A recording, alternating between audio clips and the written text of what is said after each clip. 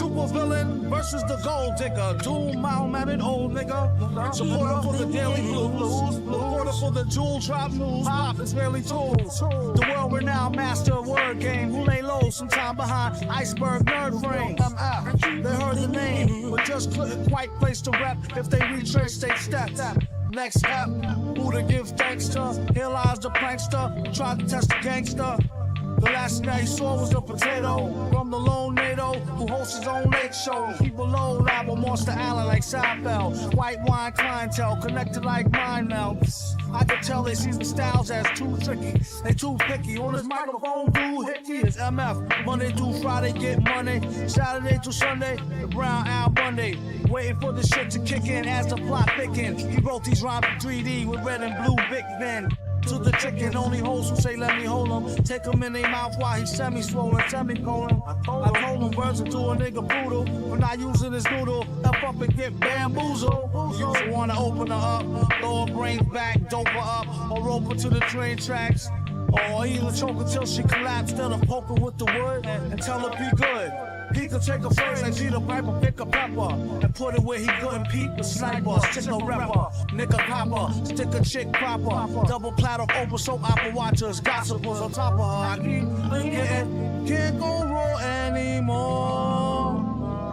I keep forgetting, rappers is impossible. Been a showstopper since a hoe hopper. Never came second place in the neck and neck race. To the neck and face who wanna battle, bring the neck brace. We supply the insult to injury. Whoever in the industry getting money is too stingy. Violating, might as well smoke me though. Relocate, migrate, or get caught with the okey doke. It's guaranteed your last step. Step to me with the Uzi. Watch that first step, it's a doozy. Time flies as the hourglass trickles sand. One last thing before I blow this popsicle stand. A Rolling Stone and that's that. At home on the microphone like that's where he laid his hat at. Keep making dough. Mad flow. Metal face hole. Tax free stacks show. Worldwide across the globe. Let the beat rock.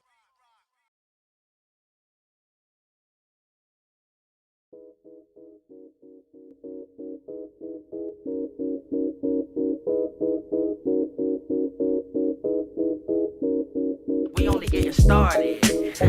Yeah, I got the light. He got the light. We got the light. What you know about it? So much light. More light than a spike in your power bill. Or a match when it strike, we devour ill. They don't know how to feel. Their minds crippled, mental gangbangers. Never saw losers, but we game changers. Rearrange strangers with the Rickers. Next mission, bring the light to your home, electrician. I've been grinding since the basement. If you know, you know, man, you not adjacent. I'm in a league of my own. My soul speaking through poems. Both your speakers are blown for my songs. Let's get it on. I'm ready for the challenge. The dichotomy of dark and light is all about balance. Life's never perfect. Beauty runs deeper than the surface. Album on sale, but the soul not for purchase. Birth this ill style with mild symptoms. It gets them ecstatic. I'm a shock to the system. Warrior. Battle scarred, yet these bars hard. Thus became an author, not the art part. I say, this the hard part. Restarted the lost art. Can't make a smash from the mouth. I'm an all-star. Like this, light switch. Life is priceless. Like this, light switch. Life is priceless. Hit the light switch if you need a light switch. Like this, right quick for the night shift. I got the light, he got the light, we got the light switch. Sacrifice a ticket to the afterlife. My mission isn't done on earth. Alert the jerseys versus fuel my appetite. I have the right insight. The world needs the facts of life. Healthy as an apple slice. This what real rappers like. International. Took a vacation. Still working on my sabbatical. Casual but tactical. Listen up, please. I'm more than a chess piece. Pawn starving a bargain for scraps while the rest eat. Left me to fend for myself. And I conquered where the wild things are with the monsters.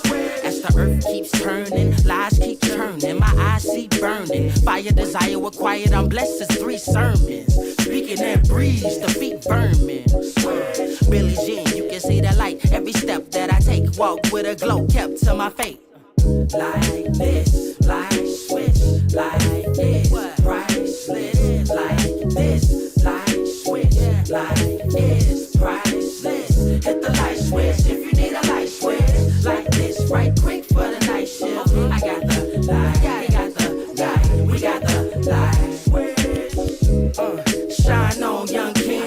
gleam of a colorful dreamer, clean by the redeemer, queens of radiant demeanor, beams of light. I know you've seen us shine bright through the zeitgeist, banking on jewels, hit a nice heist, drop a few gems, then ignite mics. Land of the free, but it comes with a slight price. You are not nice. Rappers want to battle, not a sweat. Quiet is kept like Naruto's wife. He not a threat. Young vet in the place. Masses, brains all trash. The mind is a terrible thing to waste. Darkness embraced like a plague. But our light never would be dim. Better grab a pair of shades. But shine all in your face. I got the light. He got the light switch. Navo, we can't stop shining, fam. It's what we do. Paint the sky blue. Feeling like static shock out here. What? They talk about you.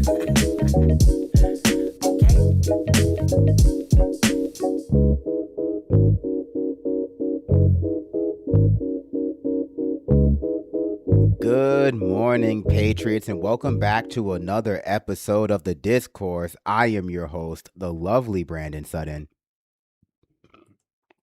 Wow, I can't wait to show this to you. Sorry, I got distracted by the thing that started playing right after I turned off the music. I am the lovely Brandon Sutton, and today is August 25th. It is a Tuesday, and gosh, I have so much stuff to do. I'm running so far behind, but don't worry, I always have time for you. Each and every one of you, the listeners, the viewers. I have time. I make time. It's also my job. So I'm glad. I'm glad to be here. I'm always glad to be here. How's everyone doing? How's everyone feeling? Good? Bad? Somewhere in between? Both? Go ahead and like the stream before something bad happens. That's absolutely true. Definitely like the stream before something bad happens. Something bad is guaranteed to happen to at least one of you, statistically speaking, but not to me. I'm too good for that. I'm feeling good too. I had a good workout today, even though I was behind. I've been working myself up into a tizzy in the morning because I tried to get some editing done this morning so I can go to see the movie tonight without feeling like I'm not putting out a clip because I'm at the movies. And so I got some editing done before the Tim Pool clip, and I'm glad to be done with that. Definitely glad to be done with that. And now I can have that out and hopefully see Camp Miasma tonight. Maybe I'll also treat myself to dinner. I don't treat myself enough. I mostly just lift and talk at you all day. And I will say, it's funny because I think people really feel like I get interrupted a lot on the Majority Report, which is crazy because I feel like I talk all the time. And also, I certainly don't even mind because unlike a lot of people, even though I do go on and on, or maybe because I go on and on, I prefer when I'm interrupted, when someone feels like they have something to actually interject, because I can also have that quality of just talking myself in circles until I peter out. Because it just happens, right? A lot of times it just happens, especially if you're not like reading off of a teleprompter or just actively, newscasting. It can be very easy to just go on. And so I definitely don't feel slighted in any way. I think it's really, I think it's funny people might feel that I could feel slighted by something like that, because it just definitely means they don't watch this show and understand how much I talk. And it's also in my normal life. And so I'm just used to it, of course, until I Peter Parker out. Oh no, I'm not going to see Spider-Man. So chat has opinions on that. Chat definitely has opinions on me interrupting the videos. They're just wrong about it. So I mean, I just have to get them in the right mindset, but like they're just wrong about it. Treat yourself.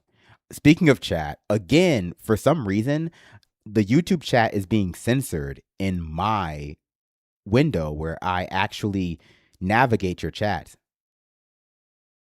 Brendan, I feel like when you show up on the MR, you always bring awesome jokes that lighten the mood. I sometimes feel like I'm too jokey. I try to like have a good balance, but sometimes, there needs to be a little levity because some shit is crazy. You know what I mean? A little levity is sometimes the best form of hammering home a point too.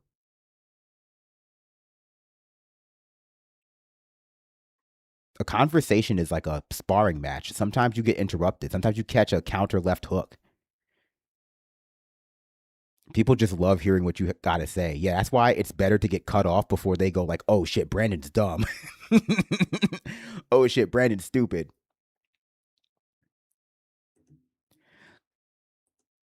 let me see. Censored. No, it's just so, oh, gosh, it's hard to explain.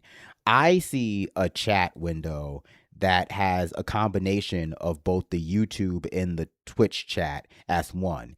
And then I also project what I see onto the screen so that you can see what I see, even though you can't actively see each other, like as you're talking in your own chats.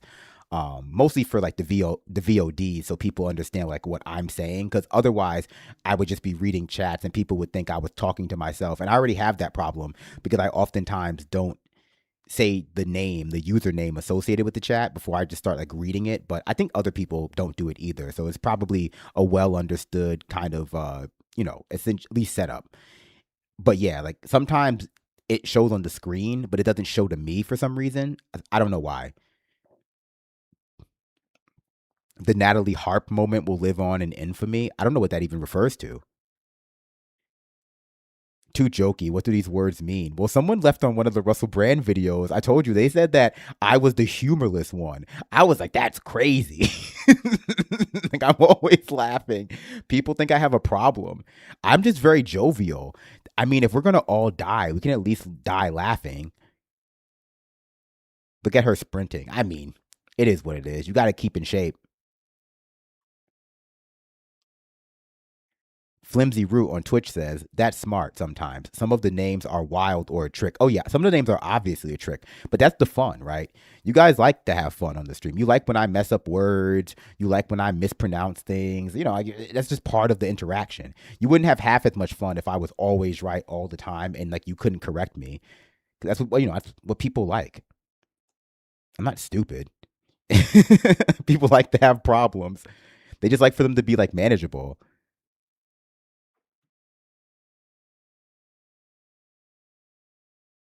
That's insane. I mean, it is what it is. Also, I will say I get paid whether I talk or not. So imagine if you show up to your job and you don't and you don't have to do anything. Like hell yeah. Never too good to cash a check. Gotcha. Oh yeah. That part. Paid by the syllable. That actually is the case in op-ed columns for some people who are very highly paid. They get paid by the word. I stopped reading op-ed columns a really long time ago though, because I hate them all. So yeah.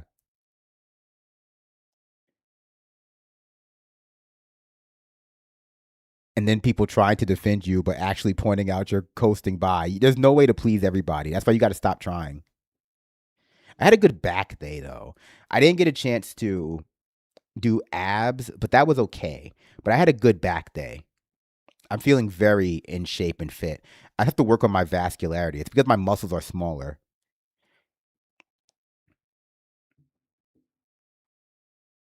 Ooh. What do we have to do today? Well, actually a ton of stuff, but also not really this, but have you guys ever seen the like head of R&D at Honda? Honda. I don't have really much feeling about it. And by that I mean cars or Honda the company, but I've never seen this guy. Yeah, the ones of you who have seen him before are like, yes. The ones of you who have not seen him before are like, no, why would I know who the head of R&D at Honda is? Well, because he looks like this. And it's awesome. It's like super awesome. This is this guy. And this is his hair.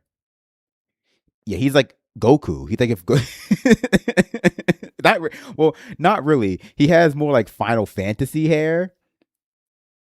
It's Sasuke. No, it's Megumi. It's not Sasuke.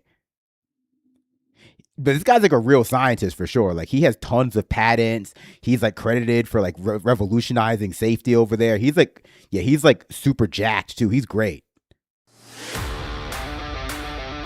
エーダスの法規制に対応するため、ステアリング端状態を正確に検知する必要があります。従来の端部に直接 He could definitely get a better fitting suit, but at the same time, like, you know what? He could also just do it shirtless too. So, I mean, what the hell is the point of even having anything on?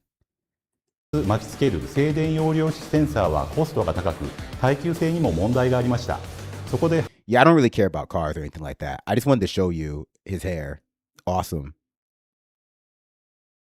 Awesome stuff. He can do what he wants. It's true. It's true. He's like a jacked, yoked scientist with great hair. He's like literally a fictional character. It's great. He's king of the losers. What is this new valuetainment clip?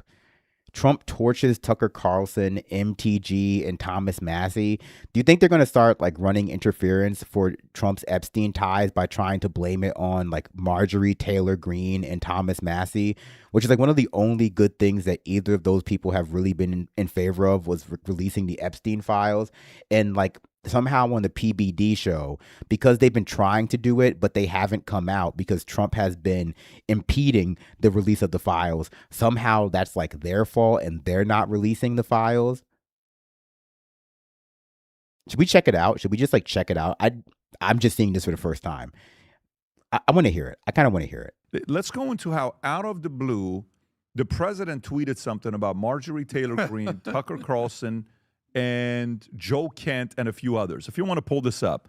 So Tucker Carlson just met with lightweight former Congressman Thomas Massie, Marjorie Taylor Greene, Trader Greene, losers all. Tucker's views have fallen through the floor and will only get worse. Nobody cares. First of all, Jesus Christ, I cannot believe that he still writes so much.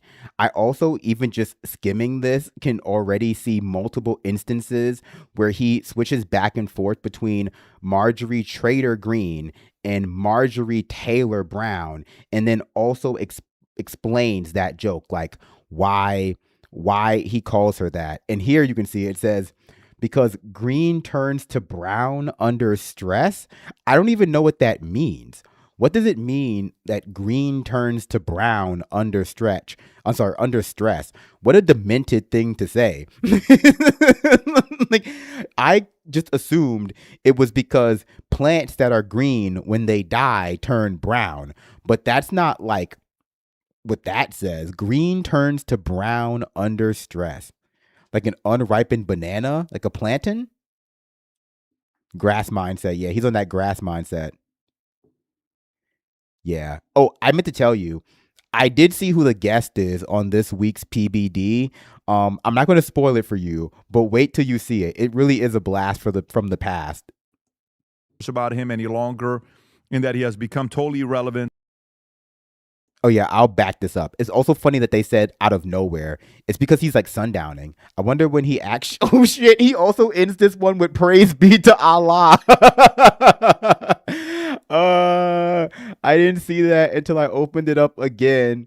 That he also, for some reason, ends this one with "Praise be to Allah." But this isn't even about Iran, right? This has nothing to do with any.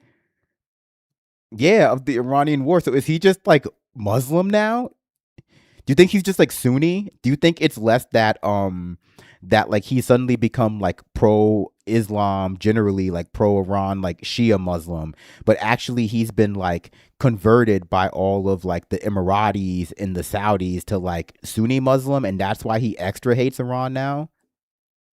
He's Sunni downing, yeah. I'm going to back up. Trader. This is crazy. I can't wait for PBD to read this entire thing. I'm getting all amped up. Okay. With lightweight former Congressman Thomas Massie, Marjorie Taylor Greene, Trader Greene, losers all. Tucker's views have fallen through the floor and will only get worse. Nobody cares about him any longer, in that he has become totally irrelevant and happens to be a surprisingly very low IQ individual. He could barely get out of college, and maybe he didn't, but only real dumb people can make it through that wonderful 4-year time in life. Tucker wants to run for political office, but he should be required to take a cognitive test.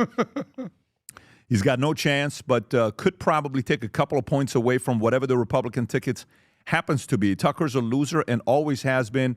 Marjorie Taylor Brown, like a highly neurotic young woman, went from ultra-conservative to a liberal fool. No, PBD. Don't sane wash this. I mean, it's already super bad, obviously. And the fact that Adam is in the background giggling over this is the cherry on top. But PBD skipped over the green turns to brown under stress. That part I think is important to read. Like a highly neurotic young woman went from ultra conservative to a liberal fool all in a matter of weeks because I refused to return her phone calls, not because I didn't like her, just because I had no time. She was way down on the polls in Georgia because I took away my endorsement and would have to have no chance of winning. So she, just like everyone else, quit. Thomas Massie has turned out to be a failed politician and a real jerk. He thought it was wonderful to vote no on everything, no matter how good, strong, and proper the legislation would be. What a team this would be. 3 losers and a pocket full of change. The only chance they have is to join the radical left Democrats and try breaking into the primary system. To all of them, I say, praise to Allah. Praise be to Allah. I didn't even read that. Praise be to Allah, Donald J. Trump. Lindy, where do you stand with this? That's amazing. And Marjorie Taylor Greene, man. Oh, are you expecting to see Lindy Lee? That's amazing. He is so demented now. It's so crazy that people will pretend that that's normal. That's like someone watching one of those Russell Brand videos and going like, I think this relationship is fine and normal. It is just crazy to be able to read this screed, this like actually insane screed, and go like, yeah, he really showed them, like he really told those people who tried to release that list of pedophiles, like he really told them who's boss.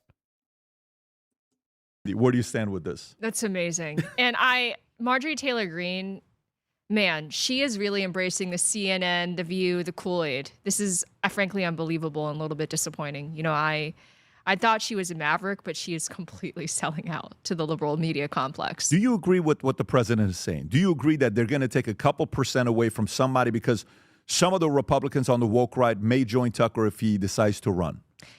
In the United States, a third party just flat out doesn't work. It just doesn't work. They just play a spoiler. And I don't know. This sounds like a vanity project, and frankly, it's deeply selfish because he's basically handing,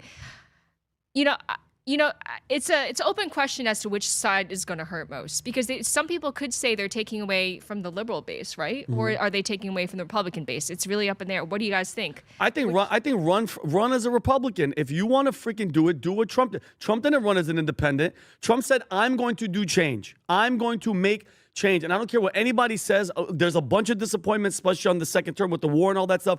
But Trump was exactly what the country needed in 2006. I don't care what anybody says. We needed him. He came in and he exposed the hell out of everybody. With all the lawfare, the shooting, the trying to take his money, the trying to put him in jail, him saying you're fake news to Jim Acosta. We needed him at that specific moment. Okay, we needed him. So if you want to come in, and he ran as a Republican, Tucker and all of them, Marjorie Taylor Greene, come in and run. Like, get in. You nailed it. There's no third party that's going to do anything but be a disruptor. That's it. That's it. Adam, you're going to hurt the Republican Party, period. Look, there's a famous phrase, and you go for the king, you best not miss. And Tucker missed. And Tucker has his gun, and he's just pulling out his foot and just, boom, shooting himself in the foot constantly, as his credibility, his authenticity. That's one of their ugly shoes again. That's one of their like ugly, designed in Florida, made in Italy shoes. That's crazy. This interaction, this analysis of what that truth means is really lowering my expectations for this show. Vinny is scared. I mean, I just don't even know what Vinny is on, because ultimately a few weeks ago, Vinny was really upset at Trump over the Epstein files. And then they showed him that like wheel of colors, and he seems to have been mollified ever since about it. I don't really know. Like whatever. I don't know what they did to Vinny in the back. They MK Ultra'd him. Tucker has his gun, and he's just pulling out his foot and just, boom, shooting himself in the foot constantly, as his credibility, his authenticity, and any basket of credibility he ever had is completely out the window. Speaking of baskets, this basket of losers with Marjorie Taylor Brown, Thomas Massie, Joe Kent. When I say losers, I'm not giving like an actual, like, they literally lost. Nobody voted for Joe Kent. I'm going to assume that he's going to finish saying that because like Joe Kent wasn't in an elected position, obviously. But it's funny that they mention, at least that Truth mentions, that Marjorie Taylor Greene lost Trump's endorsement, but they don't ask like why that is. Do you guys remember why Marjorie Taylor Greene, why Marjorie Trader Brown, because Greene turns to brown under stress, lost his endorsement? Do you guys remember why she lost his endorsement? Do you remember why he called her office and was heard screaming over the phone, "If you release that list, my friends will get hurt"? Do you remember that? Do you guys recall? Or I mean, I can't say. He basically stabbed Trump in the back after getting run out of town in every election. You're gone. Marjorie Taylor Greene, she owes everything in her life to Trump. How? Joe Kent? I guess maybe Joe Kent was an elected official before this, but Joe Kent was that, appointed official at the, right? The, some intelligence position. Nobody voted for Joe Kent. Yeah. He basically stabbed Trump in the back after getting run out of town in every election. You're gone. Marjorie Taylor Greene, she owes everything in her life to Trump. How ungrateful are you because you disagree with a policy or two? You walk out the door, Thomas Massey, Loserville, and then Tucker, he's the king of the losers, literally. So here he is. He can do what he wants to do. So I don't know what's going to happen with Tucker. I'm speculating he ain't running for nothing. He doesn't have the work ethic, the stamina, nothing to get out and do what Trump has done. Trump does it. Tucker talks about it. Tom. Yeah, those one or two policies, the Epstein files and age of consent laws, the two things that they disagreed about. And yeah, Marjorie Taylor Greene does owe her whole career basically to Donald J. Trump because she was like a MAGA cultist. She was literally like his, vanguard until she tried to release those Epstein files and he switched on her like overnight. It was crazy. It was crazy because how ride or die she was for him. All she wanted was to get that list out there, and he was like, "This is terrible. I hate this bitch." To get out and do what Trump has done. Trump does it. Tucker talks about it. Tom. Well, I've been trying to find the Trump endorsed candidates that lost in 2026, and I think there's like two. It shows who still has the weight and the gravitas with the voters on the Republican side, with the GOP voters, and with the candidates that are acceptable to Trump. And they say that of all the Trump has made 312 primary endorsements in 2026 with a 96% win rate. Yeah. Which is remarkable. It's not like he just picked the 10 he liked, Pat. It was like those. I'm 10-0, really, because you picked Ted Cruz in Texas. Wow, you're way out on a limb on that one. No, he's out there, giving weight and giving support to them, and this is amazing. And so this is a epic rant. I called it that. What an epic rant! Epic rant. I like that. He's making a point. I mean, he carries the weight, and you know what? In politics, they call it about, there's the red meat speech. Why would that person give such a speech? Well, it didn't make sense to you sitting in Florida, watching that speech on CNN, but it made a hell of a lot of sense to the ranchers that were in Dallas when he was there. And they call it in politics a red meat speech, a red meat to the base. And so he just threw. I will say, speaking of ranchers and red meat, a lot of the ranchers are not happy with Trump because of all of the red meat he's importing from Argentina or some other place, because we don't know quite yet. We do know it is top quality, though, because of all of the red meat he's importing at like a 25% discount. So the ranchers are not happy with Trump. It's Brazil. A red meat speech, a red meat to the base. And so he just threw red meat to those people that wanted to see him be tough, be resilient, and not back down. And that's what this did. You know the name that actually should be worried about this tweet? This truth? That's what this truth did? No one is reading these fucking truths. What the hell are you talking about? I thought he was referring to something concrete, but he just means like this long-ass screed gave people confidence. Really? Wanted to see him be tough, be resilient, and not back down. And that's what this did. You know the name that actually should be worried about this tweet? There's one name, JD Vance. Because JD's cool with Tucker.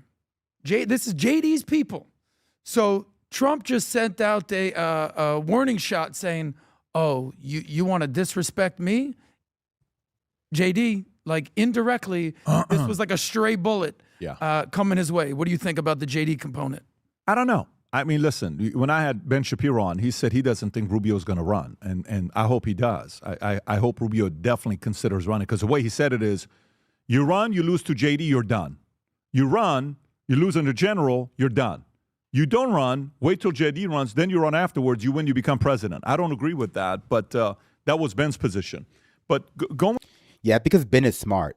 Funny enough, like despite the fact that his media empire is failing, Ben is actually smarter than they are, and that's exactly the right move, because 2028 is over. Like, Ben Shapiro's not so dumb as to not realize that. Like, the midterms in 2028 is over for Republicans, for sure, unless they literally do a coup, which some people are afraid of. And so it's way better for you to rely on JD Vance running in 2028 and losing, and then you running in 2032 and winning, possibly after 4 years of not doing enough from the Democrats, mixing with Republican propaganda, frying people's brains, well, whatever brains people have left. And that's a way better strategy if you want to be president. And you can rely on JD Vance doing that, because his longevity will simply not extend past 2028, because people already did not like him. And by 2032, Donald Trump will absolutely no longer be cognitively available for any kind of real push behind you.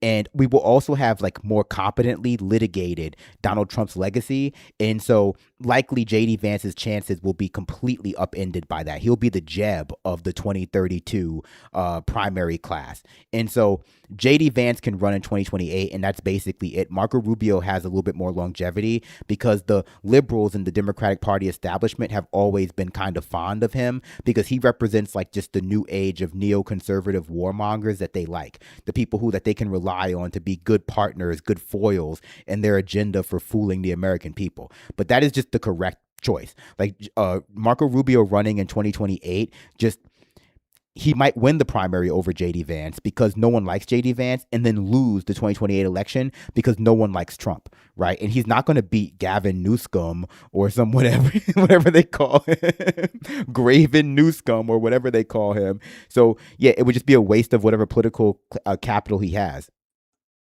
Going more to this year with where Tucker's at, I love that people want to run. I hope Mark Cuban runs. I hope The Rock runs. I hope a lot of people run and go present your ideas to the market and see how they react to it.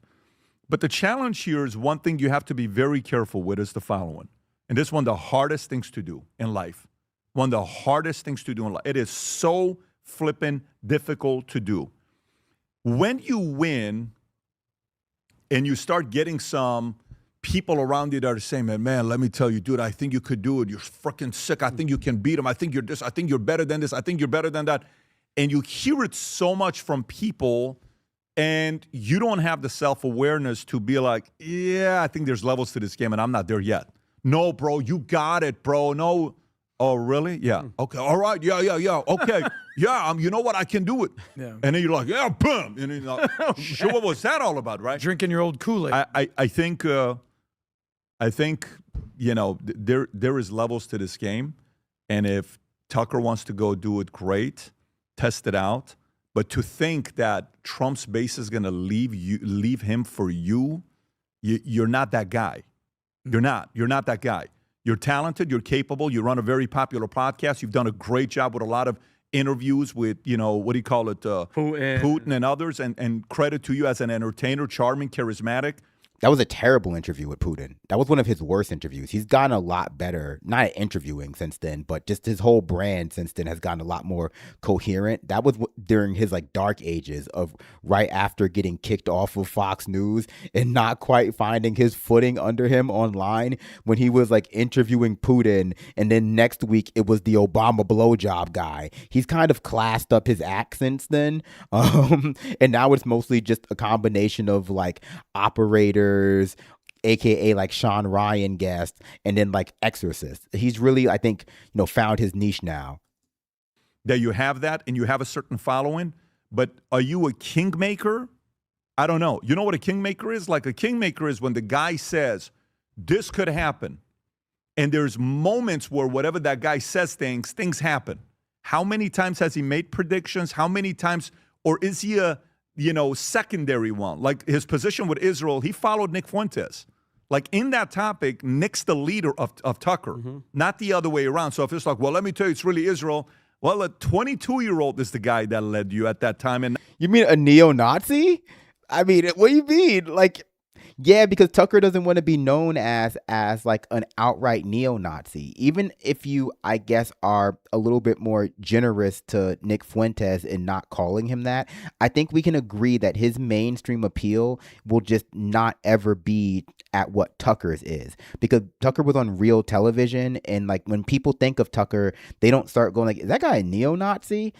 Also, Tucker never wore like a Jeffrey Epstein inspired like sweatshirt, which would also come back to haunt him. Like this is just like them not understanding like ultimately that there are levels to this, that even if you are a very popular podcaster, that doesn't translate to any kind of institutional power if you're like the kind of podcaster that like just can't operate in friendly circles, right? Like it's the same kind of thing where like somebody makes their living online as like a shock comedian telling like racist or like misogynist jokes, and then they still imagine that they'll just be able to get on like SNL next season. It's like, no, because SNL is for like normos or whatever people call them now. Like it's for Mondays or I don't know. And so like, you kind of have to like either choose between, heavily monetizing an underserved niche of psychos online, or still being able to draw broad appeal with maybe a larger market audience of people who are going to be a little bit like less, psychotically invested in you, but just better integrated into society and therefore representative of like the larger population.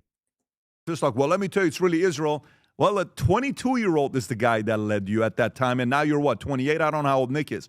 So Nick Fuentes is Charlie Kirk's is Tucker Carlson's leader in my eyes. His daddy. No, I don't want to say you're being funny about it, but what I'm saying is he's leading him. What has he taken a first position on that's a risk?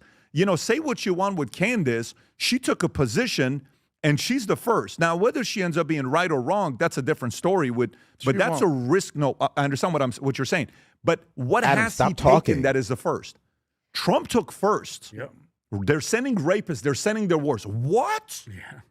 He's crazy. He is racist. Let me go make my argument why. So Tucker is, believe it or not, Tucker is like, yeah.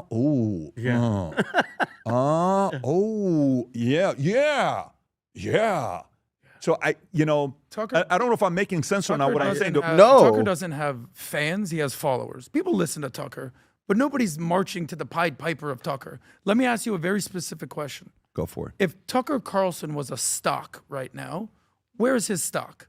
In 2020, he was the number one guy. And then he got fired, Dominion. Where's his stock right now? Because I have speculation. Where would you say his stock is? Is it at an all-time high? Is it at all-time low? The way to say it is sell off and the stock. No, I think put it in basic. That's a good question. Put it in three categories: buy, sell, or hold. Like Ray Dalio said, buy gold, hold Bitcoin. Mm-hmm. Am I holding Tucker right now with the games and relationships he's building? I'm sorry. I'm just laughing at how stupid they are. Like, I'm going to cut this part out when I make the clip. But sometimes it just makes me laugh. Like, they're just real numbskulls. It's so funny. It's like this show in Pearl, it actually makes me like seriously laugh. They're like real dummies.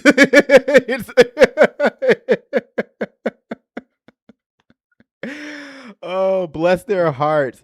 If they weren't always running interference for like sex offenders and stuff like that, oh, they're really funny. These guys are really funny for sure, to me at least. I don't know. I don't know. And I think a part of it is really predicated on what JD does with Trump. Because if JD gets in his head that he does what a Pence does, like let's just say the Tuckers, remember, whoever Tucker gets a hold of, if people spend a lot of time with Tucker, he baptizes you into his way of thinking. That's Tucker. If you get close, look at what Megyn Kelly, look at all these guys, they go, oh, yes, but Tucker's right, but Tucker's this. So he knows how to do that well. It's a very important skill set. Like, I ran an insurance company, and I'm, as of September 30th, it's my last day that I'm there. And there are some people that are going behind closed doors. Are like, but let me tell you what PBD did and what he didn't do and what he didn't do. And then I watched, we had a conversation. Ricky Aguilar sends me a question. He says, Pat, who do you think are the most grateful people that you ran with in the company?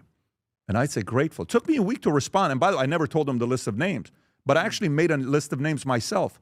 And then I said, well, who do you think? He gave me the list of names. I said, to me, gratitude is different than the best builder, the best performer, the most competitive. Because sometimes the moment gratitude is when you no longer have anything that person can give you, are you still grateful to that person changing your life, right? And you're like, ooh, I don't need him anymore. Screw him. Let me see what's over here. And they forget all the things you did for them. That's kind of what gratitude is in my eyes. And people get to pick and choose. This is not judgment. Everybody decides, and be around long enough, you'll experience that.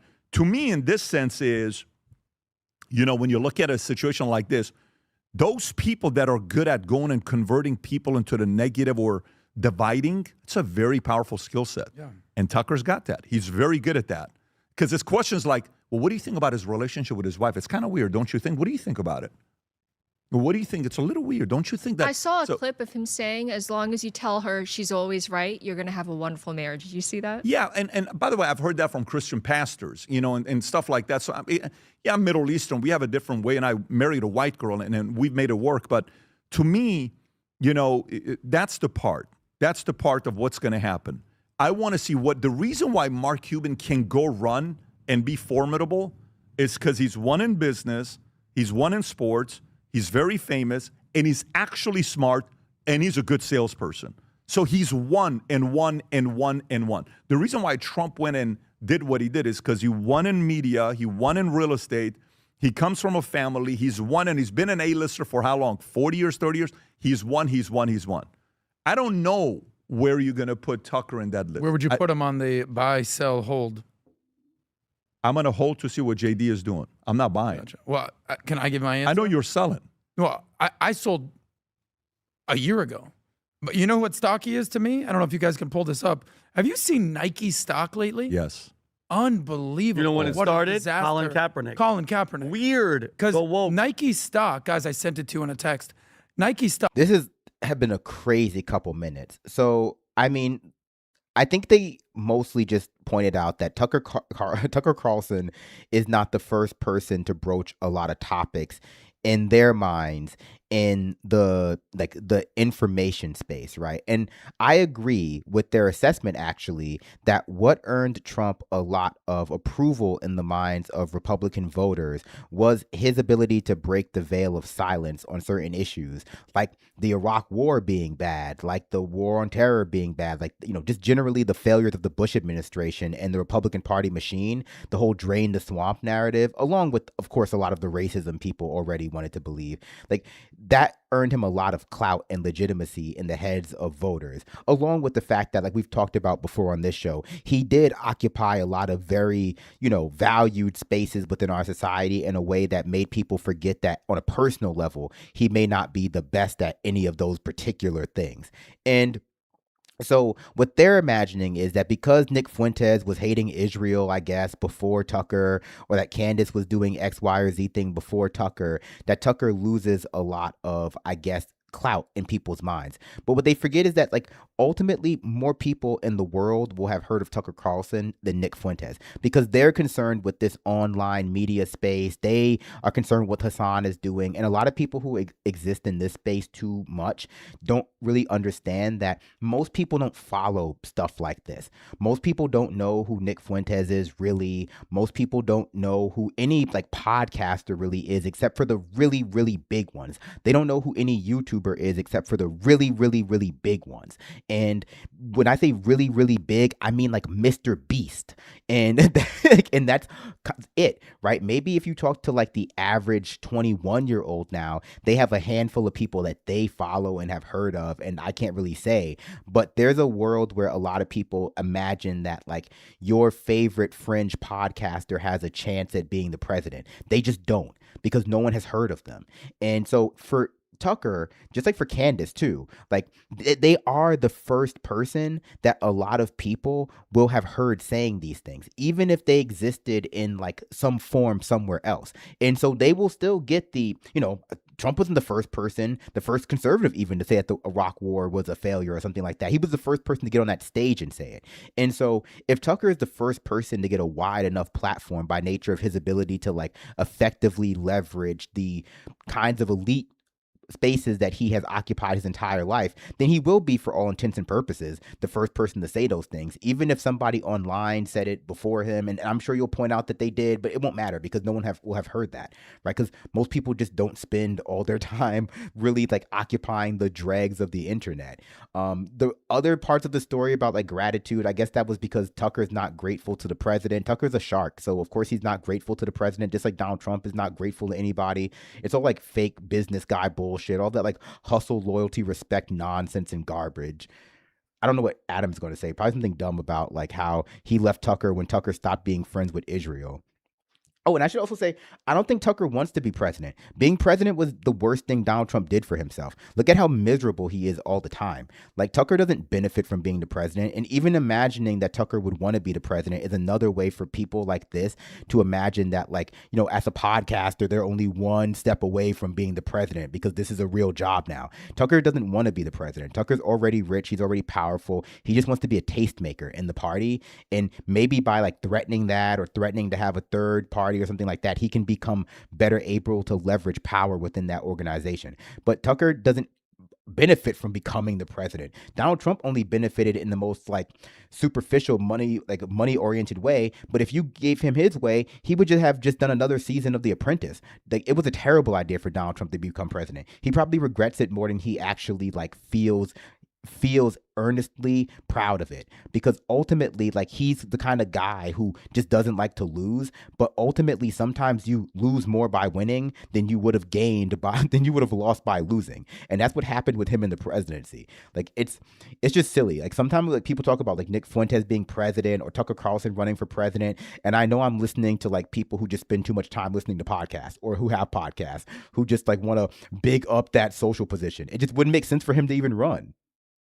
Like, I just don't think it makes sense for him to even run. He definitely earns political capital from doing it, but like, no, it just doesn't make sense. It makes way more sense for him to just get behind a Thomas Massey or Marjorie Taylor Brown or whatever they're being called now. Lately? Yes. Unbelievable. You know when it What a started? disaster. Colin Kaepernick. Colin Kaepernick. Weird. Colin Kaepernick. Because Nike stock, guys, I sent it to you in a text. Nike stock has plummeted over the last handful of years. Why? Very common to what Tucker's doing. They completely forgot who their customer is and they forgot who their base is. Tucker's base is the MAGA audience. Go 5 years. Tucker's audience is who MAGA is. So you think you're going to come in and try to usurp Trump's credibility and audience? Guess what? And then steal it away? If you do, you're going to end up looking like a fool. If you do, great underdog story, and I like competition, but you better be right. You think Tucker's built like that? No, he's not. You think Tucker's built like Trump? I know you don't. What are you talking about? Of course he's not. Of course. Of course he's not. Oh, But Adam's to getting me, uppity again. if he believes that, show it to the market. Let's see how the market reacts. I'm to sure you. the market show will. it to the market. Let's see how he reacts. I also to you. just want to point out the leftist media loves playing up the Republican divide. They love playing up the fact that Megyn Kelly and Tucker Carlson and Marjorie Taylor Greene are going off to the side and doing their own thing. They need that. But if you look at the actual numbers, I think it's like, 5 to 10% of the Republican base actually agree with them. If that, I think that's a generous assessment. So they make it seem like there's this huge schism, but it's actually not that big at all. I think Megyn will adjust. I think Megyn will adjust and come back. But I think a lot of people are in too deep and they won't be able to flip. You think Megyn will adjust? I think Megyn That's will all adjust. she does is adjust. She's the Mark Cuban of female politics. Where does she stand for at this point? And I'm not even crapping on her. I think she's attractive. I think she's smart. Is she a fan of Trump or is she not a fan of Trump? Megyn Kelly? Is she a Republican? Is she a Democrat? What is she at this point? I don't know. But here's what Nobody I will tell knows. you. I thought. I'm glad you think she's attractive, Adam. Do you think they could replace Adam with Lindy Lee? I think Lindy Lee's just too smart. And I don't know how pro-Israel she is. Probably just not enough to occupy Adam's position. I don't know which Megyn they mean. I assume they mean Megyn Kelly. What is she at this point? I don't know. But here's what Nobody I will tell knows. you. I thought Oh, Pearl? I Oh, thought man. when I made a list Ooh. of names of a handful of people after Charlie Kirk who I thought could play a role to unify, I had her as Had one Megan, of them. I know. I had her as one of them. Her stock has plummeted. I had her as one of them. But again, you know, people can adjust and say, listen, I made a mistake and here's where I'm going. Who knows? There's some big news today. You know what it is? Do you know what was the New color hat? of the year in fashion? Blue? Can you say what was the color of the year in fashion? Brown. It was like white. Chocolate Chocolate. was the color of the year in fashion. So what did we do? We went to Tuscany, Italy, and we chose New the shoe color. exact color that we're talking about with the chocolate, and it's officially out. It's Oh, the that's new beautiful. Chocolate. chocolate. Damn, these shoes are ugly. I'm sorry. These shoes are ugly, brother. Do you guys like these? Do you guys like these shoes? I think they're like ugly for sure. I've never really been a fan of the thick white bottoms on shoes. I know it's like the new thing. A lot of shoes have these really thick white bottoms. I think they kind of look like orthopedic shoes to me. But irrespective of that, like these shoes are like ugly as hell. Why not just make real shoes, right? Aren't you guys like the business people? Like why don't you make like real like Italian leather like nice shoes? Like, oh yeah, a lady sees you in this and she's just like she's on her knees for you right there. Like these are ugly, bro. These are ugly. I would be embarrassed to wear these out. Yeah. You guys love the shoes, right? They don't remind me of Vans. They remind me of the kind of like basic shoes, like the kind of basic boat shoes. I know they're not boat shoes specifically. I think they have like laces, but they remind me of the kind of basic shoes that you'd get from any. I can't even think of a good example of the store. I think like any kind of just like up brand shoe store that sells ugly shoes like this. I can't even think of a specific one because you know it when I'm talking about it. Like, I mean, yeah, you can definitely get these like Payless or DSW, but you know what I mean? Like the kind of shoe stores where everything is lined with like carpet, right? And you go in and they like it has like mirrors everywhere. Like I can't even think of like a type of the type of shoe I'm thinking of. Like a Nordstrom, like you can get these anywhere. They're just ugly. I will say again, yeah, Tucker Carlson may not have the slavish devotion of as many people right now as Donald Trump does, but he's looking forward to the future because the MAGA brand is dying and it's moving past Trump. And that's reflected in basically every poll that you see in every state except for 3 where Donald Trump's approval is in the negative. Like there's the people who support him, they're just going to eventually wake up. If for no other reason, then Donald Trump will no longer be there. And then they'll be looking for someone else and Tucker will be well established. And so I think it's just silly to hitch your wagon to this idea that Donald Trump is going to be here forever. Like it's really, I think, a failure of having any kind of foresight about where the wind is blowing. Even Ben Shapiro is like, oh no, like running in 2028 is like a political, like dead end. Don't even bother. I want to hear more about these shoes. Edition. I want you to watch this. By the way, this shoe, I've worn it with so many different outfits. I get more compliments with this brown than I do with the black. I want you to No watch way. this clip with the latest chocolate colored They're like $500, FLB shoes. I Go think. for it.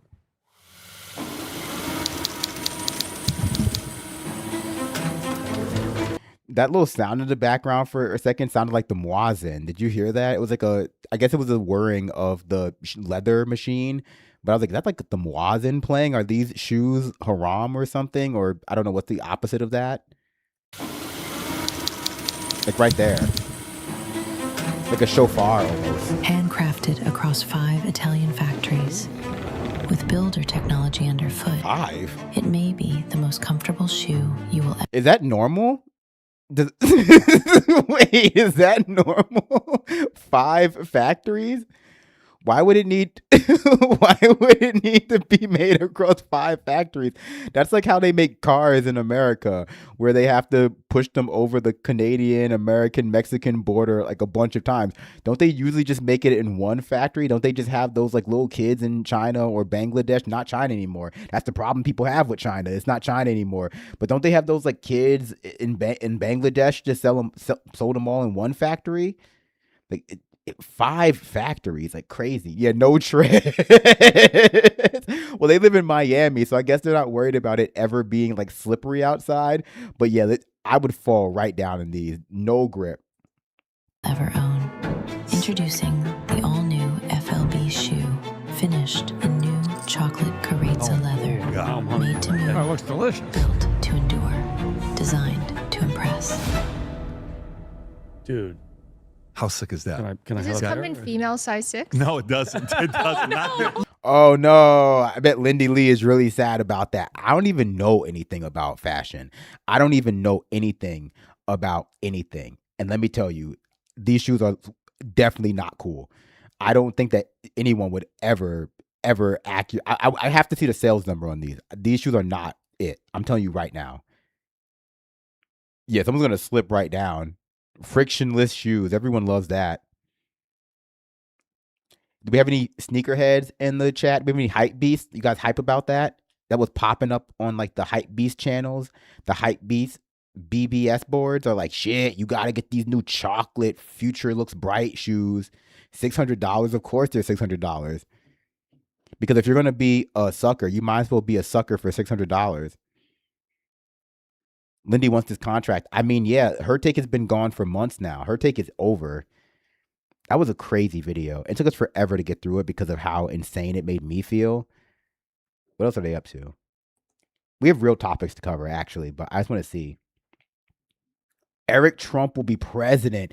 These guys have the foresight of literally, I can't even think of a opposite of like a soothsayer, like a famously, I guess, honestly, the guy who hosts Mad Money. Collapsitalism, thank you for the 5 gifted subs. No Pants, No Masters, thank you for becoming a member over on YouTube. Same for you, .fafo, F-A-F-O. I still can't see the YouTube chat, but it fixes itself automatically after a while. Let's do a news story. Let's like try to elevate. Oh gosh, what is this one about? I've seen the crack pipe. Yeah, I wish they would put it down. Sorry, that's rude. That's rude, but could you imagine if like one of them pulled out a crack pipe and started smoking it live in one of these videos? You'd probably go like, oh, that explains everything. I finally understand what's happening now. That's low-key an insult to crackheads. I shouldn't say that. I'm trying not to stigmatize drug use. Oh, shit. Okay, so I know we talk a lot about how Saudi Arabia is not a great place, but we might have to make an exception. And by we, I mean I might have to make an exception because I'm sure many of you have already seen this, but there is a new manga-themed amusement park that the Saudi royal family is opening near Paris. I mean, I'm sure it's Saudi investors, but we know it's the Saudi royal family. I want to show it to you. It's like a Dragon Ball Z themed. It looks sick, yeah. It's I think the they really site like of an anime. abandoned amusement park that's set to rise again. In fact, 3 new theme parks are expected to open within a few years. One devoted to manga, which could look something like this. The attractions come with a colossal budget of 6 billion euros, financed by Saudi Arabia. The last park welcomed visitors in the 1980s. Dis-moi, c'était comment? Oh, c'était super! But that park collapsed under debt just 4 years after opening. Now a Saudi investor hopes to draw on the millions of visitors already going to Parc Asterix and Disneyland Paris. 22,000 jobs, more than Disneyland employs today, should be created near the town of Courdimanche. It's good news for this restaurant owner. Ça peut ramener beaucoup de monde, je pense que ça peut faire vraiment bouger la ville. Les clients, ils vous en parlent un petit peu? Ouais, tout le monde en parle. Aujourd'hui, tout le monde en parle. You better start watching anime, brother. You're gonna have a lot of weebs in here. You're gonna need to know a lot about anime. Je pense que ça peut faire vraiment bouger la ville. Les clients, ils vous en parlent un petit peu? Ouais, tout le monde en parle. Aujourd'hui, tout le monde en parle. Fully financed by a Saudi fund, the project is drawing mixed reactions from residents. Un gros investissement en France, c'est toujours une bonne chose. Et de toute façon, les investissements, l'argent en général, il est partagé. Hein. Il ne vient pas que de la France quand il y a des gros investissements comme ça. Donc. En fait, les Saoudiens, bon, bah, ils sont pas tout beau tout rose, quoi. An authoritarian regime whose company. Yeah, he said the Saudis aren't all roses and sunshines. Well, I think that if what's his face, Pete Davidson, could get over the fact that they kind of like killed his dad, who am I to not go to their Dragon Ball Z theme park? Like they didn't kill my dad. Have been investing heavily in France in recent years. Hotels, corporations, video game tournaments. And behind it all is one goal: diversifying their economy. Un des secteurs qui est développé aujourd'hui dans le cadre du très ambitieux plan Vision 2030. Il faut penser à l'après-pétrole et donc dans cette anticipation, il y a l'idée de développer des secteurs qui n'existaient pas précédemment.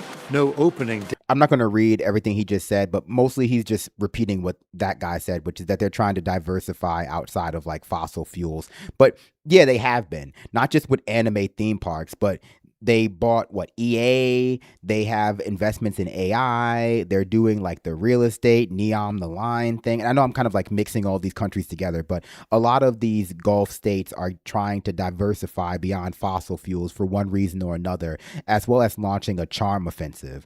And so, yeah, like they've been trying to do stuff like this for a while. Date has been announced yet. The 3 parks are expected to open gradually over the coming years. Oh, I want to go to Kame House. Nice. Nice. Kurendach, thank you for the 5 gifted memberships over on YouTube. You love to see it. The House of Saud will do anything to rehabilitate their reputation except stop violating human rights. Shake my head. Well, if it came down between the choice to stop violating human rights or to make a Dragon Ball Z theme park, I think that you would choose the latter too, right? So how can you judge them for chopping people up or whatever? Whomst amongst us? Brandon Japan stream. If you pay for me to go, I'll be there. Well, actually, no, I have a lot of stuff to do probably for the rest of the year, but eventually I will definitely go back to Japan. EA is not going to last much longer. They definitely will because the Saudis have tons of money. Like the EA acquisition is way more about getting dumb guys who play FIFA or gets FC now and all those other NBA 2K games to kind of go like, well, yeah, I don't like human rights violations, but I do love balling. Like every time you boot up 2K27, you'll just get that like big with the green flag with the Arabic writing on it, and you're like, oh, they can't be so bad. They can't be so bad. Like it's about sports washing. Like EA was already not necessarily the best business. They've been talking about ways to like make it more profitable in terms of like again, it's already, I guess, makes money. It's like the 2K franchise. It prints money. But in terms of like making it more profitable or cutting costs, we should say, they've talked about like using more AI generated resources within the game, especially when it comes to like being able to make all of the models for the stadiums. And of course, that also folds in or integrates other Saudi investments because they're investing in AI. So, I mean, EA has a lot of value for the Saudi royal family. At least the properties that they have a lot of value for like Saudi Arabia and their brand beyond just like what what you can make specifically from the games. It also provides value for like their other companies and like redeems them in the eyes of some of the people who are like ultimately, well, I mean, not very critical, but you saw what the World Cup that happened in Qatar, right? Was it Qatar? I mean, I don't watch sports, but you know what I mean? Like sports washing things, it's very effective for getting a certain type of person to look positively at you, right? Crypto understood this too with all the crypto stadiums. EA Sports is in the Gulf. Exactly. See, that's a great idea. You should get some money from the Saudis for that. But yeah, I don't play sports games, so I don't have any real feeling about EA. I mean, they were already so predatorily monetized too. Predatorily? Yeah, that's probably right. Okie dokie. Do I have any more Saudi news? Ooh, no, I don't. So I have this whole tab that's just entitled like cops behaving badly. It's not DUI hard.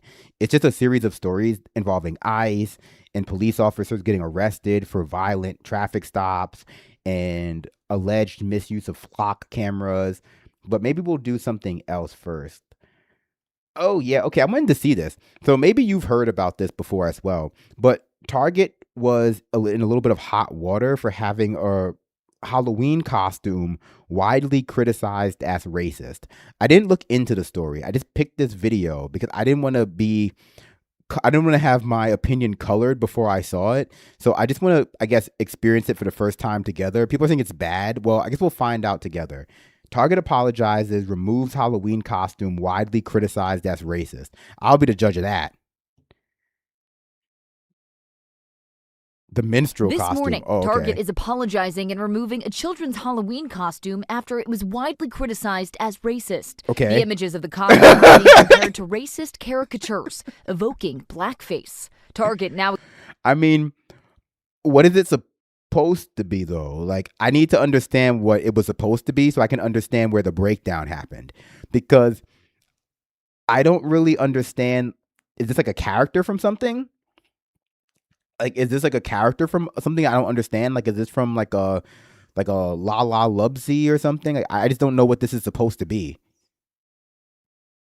Costume are being compared to racist caricatures, evoking blackface. Target now acknowledges the costume should have never been for sale, saying, "As a company, we got this wrong, and we are deeply sorry. We know this is especially hurtful for our Black guests, team members, and partners." Okay, so like it didn't have an ulterior purpose, because that's not the kind of statement you make when it had some sort of ulterior purpose, because then you go like misunderstanding. Removing the costume is an important first step, and we are looking closely at how this happened. We're cutting up cards today. It comes 1 year after the company's controversial move to roll back its diversity, equity, and inclusion policies, which sparked protests and boycotts by shoppers. We need to hold. Damn, well, they really rolled it back, right? I mean, is there not a middle ground? I know that it's all just a way to like pander to right-wing psychopaths, but is there not like a middle ground between like rolling back the DEI and having minstrel costumes? Maybe you just put the rainbow display in a different location, right? I don't know. I don't want to like coddle right-wingers, but it seems like certainly like they went a little too far. Like, yeah, like maybe, you know, next to the pride display, you have Klan robes, or you have like Klan robes that are like literally rainbow, or I don't know. Hold larger corporations accountable. Probably One AI Minneapolis generated. area business leader claims this new costume controversy is an indirect result of Target's DEI decision last year, saying, "You rolled back diversity, so who's in the room now to say, hey, this is wrong?" One commenter on social media saying, "The amount of people this costume had to go through to get approved says a lot. What year is it?" Target declined to comment on who designed and approved the product, only saying that it's looking at what needs to change. I love that. I love that. Although I will warn people against the idea that like these things don't go through at least some people of color in order to get to a particular like market, because sometimes like people of color are just not listened to, and sometimes they're just also dumb and not thinking about things clearly. And so you definitely just have to like, you know, take it with a grain of salt, because a lot of times it's just really dumb. And I would think this was AI generated. It's not just the costume, it's how they had her pose. Like, yeah, it's crazy. It's really hard to explain like how this was supposed to go. But bro, this costume, you know what this reminds me of though? Because they said this exact same thing about like the Kylie Jenner cop Pepsi ad. They were like, if you had people of color in the room, this wouldn't have happened. Now, like, I don't know about that, because a lot of black people love the cops, and so you you really have to not like give into the essentialism. Although I will say this is certainly a step further than that, right? So I do want to imagine that if you had any black person in the room, they would be like, I don't know about this one. But again, they could have also just been like cowed. They could have been like, oh, okay, Jeffrey, I'm thinking Jeffrey from the Fresh Prince of Bel-Air. Okay, Jeffrey, making another controversy over nothing. Because it's probably just like the black person said something and they didn't believe him. The black person was probably just like, you really want to rethink this one, Bob. And they were like, what? People are going to love this one. AI said people love stuff like this. What is the costume even of? That's what I want to know. Like what was on the packaging? Maybe we should find out. What was on the packaging? I bet if I just look up racist Target costume, I can find the package, because I want to know what it was supposed to be. The Washington Post. I don't want to see it from there. I want to see like the actual. Okay, so it was called The Kids Glows Under Blacklight Circus Clown Halloween Costume Bodysuit. Okay, yeah. But that reeks of AI. This is just the AI generated, like I searched it on Google, and so of course it gave me the AI generated response. But I'm assuming it's just taken from one of these ads. Yeah, it's just taken from one of, not ads, taken from one of like the first results. But yeah, so it was just some sort of generic AI generated like costume idea. Like it's why someone has to look at it. It's why someone has to look at it. Glows under black light, yeah. The face glows under black light too. Evil clown, open parentheses, black, close parentheses. That's probably what the AI prompt was. Evil black clown. The clown is from the planet Mark, exactly. Great stuff. See, you know, ultimately, if we didn't have AI, yeah, the planet's on fire, but we wouldn't have stories like this. Oof. Okay, so racist costume. What can we pivot into from racist costume? Well, obviously anything about Donald Trump would work. But would the Canadian tariffs be a good idea? No. I think instead of that, let's just do a little bit more about this new like beef plan that Trump has, because obviously American farmers are not actually, you know what? No, let's not do that. Let's do a little bit more about the job market, because we talk about the job market a lot on this show, and a lot of times we reference the official federal unemployment rate, which I think right now is at 4.1%. But that does not really capture the level of unemployment that is actually present, unemployment and underemployment, I should say, that is present within our actual job, like our system, not to mention the people who aren't tallied because they've been unemployed for too long or they've given up searching. And so new data is out now about what is called the functional unemployment rate, which includes a lot more types of people who are looking for jobs but are unable to find them for long periods of time, people who are part-time employed but want to be full-time employed but unable to find work, people who are underemployed, aka working but making under the federal poverty line. And when you look at those numbers, it's very much a lot more, I think, stark how much our job sector is struggling. The slavery rate remains near a 50-year low. An economic research firm shines a light on a disturbing figure regarding our job market. As of July, the unemployment rate stood at 4.1%. But according to data from the Ludwig Institute for Shared Economic Prosperity, the true rate of unemployment was actually at 24.9%. Now, the economic research firm looks not only at unemployed workers and those searching for a job to capture a real look at the labor market, but also those who are something called functionally unemployed. Now, that includes those who are involuntarily working part-time and who are earning poverty-level wages, or less than $26,000 annually, and that's before taxes. So CBS Money Watch reporter Megan Cerullo joins me now. So what does the unemployment rate measure versus that functional unemployment? The official unemployment rate from the Bureau of Labor Statistics, which we all rely on as an indicator of the health of the labor market, measures the share of workers who are 16 and older who are looking for work and don't have jobs. Got it.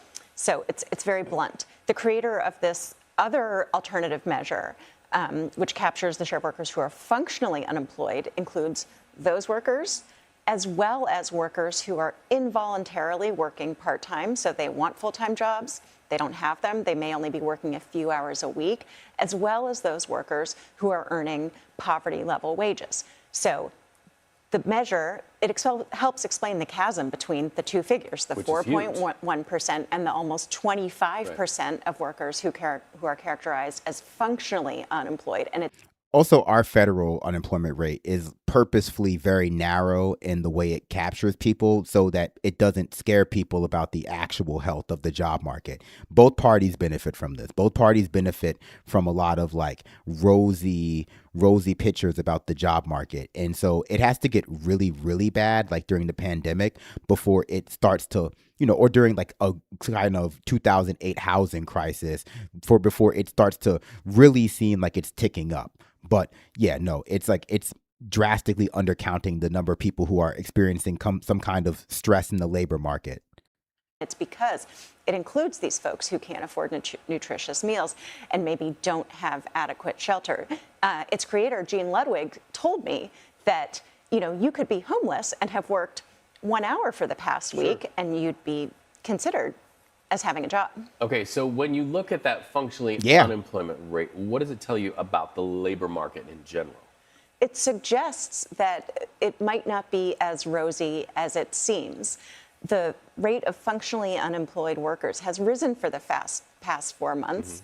Labor force participation rate is declining. Right. And normally in a strong labor market, if there were good jobs, employers were paying high wages, that would lure folks in. But it suggests that workers are having a hard time finding good jobs. And we do know that inflation is outpacing wage gains. And so workers are earning raises. But if you get a 3% raise, inflation's at 4%, that's going to feel like a 1% pay cut. It's a race. Yeah, I think about my kids who are going into college right now, part of that labor market. Megan Cirillo, right. Thank you so much. Good to have a Thanks. Well, that's a different kind of unemployment, actually. That's called frictional unemployment, when you look at the unemployment of people who are switching jobs and having a hard time, or people who just got out of school. But we should actually look at the frictional unemployment rate, since, at least for people who are getting out of school, because it also relates to this as well. Because especially for young men coming out of college, it has been a very, very hard, I would say, year and a half under the Trump administration, which speaks to why his approval with that group is going under as well, because they're just not finding success in the job market. Let's turn over to that real quick. Why does this actually start to... Oh, here we go. I got it. I guessed which clip it was, and it was this one. For generations. Because you see stories like this, and this is how, the government tries to gaslight you or, paint a rosier picture of the market than actually exists, right? Because you see stories like this, but then they tell you, oh no, but unemployment is at record lows. And it's like, well, how is that the case? And then you find out that you can be homeless and work 1 hour and they'll count you as employed. Or like someone in the chat said, if you have run out of unemployment benefits, they'll just stop counting you in some places, because they don't want to have an accurate count of this kind of thing. They want to be able to say oh no, we have a great job market.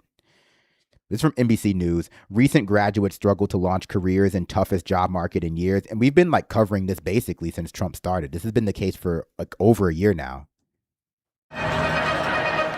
For generations, the game plan after college has been pretty simple. Graduate and get a job. I still do not have a full-time job. For years, it's been simple. Not since I was in college, and that was a while ago. Wow. Imagine saying that. For years, it's been simple. Go to college and get a job. I would say it's been hard for over a decade.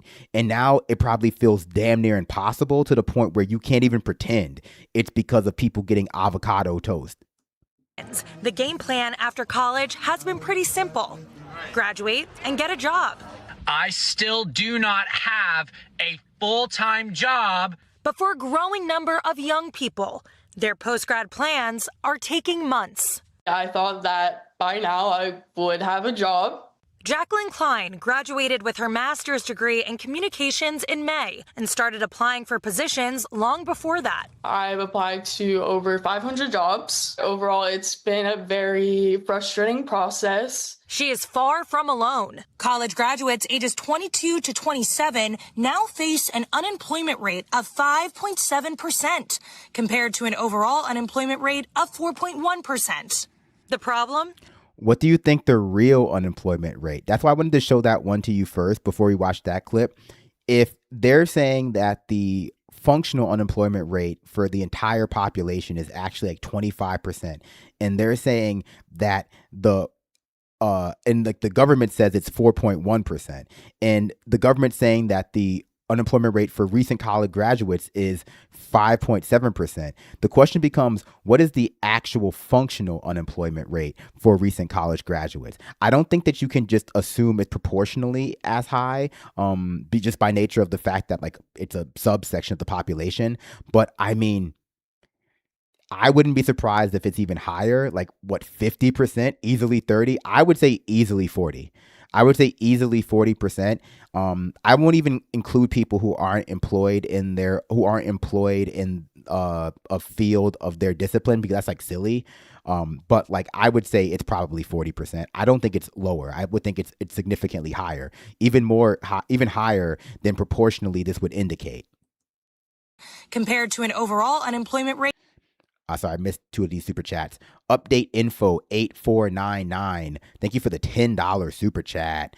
Check out the Jake Lang police body cam. It's pretty interesting. Did they arrest him again?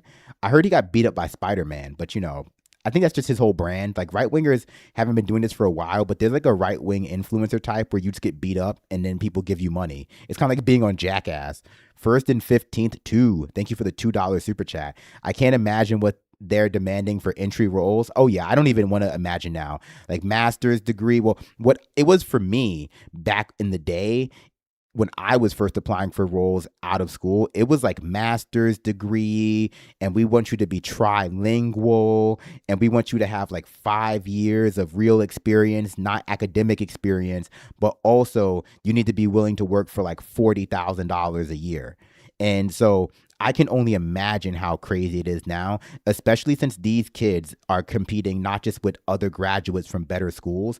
They're competing with like people in their 40s and 50s who actually have the kind of experience that these jobs are asking for or more. And because they're desperate, are willing to take these kinds of jobs.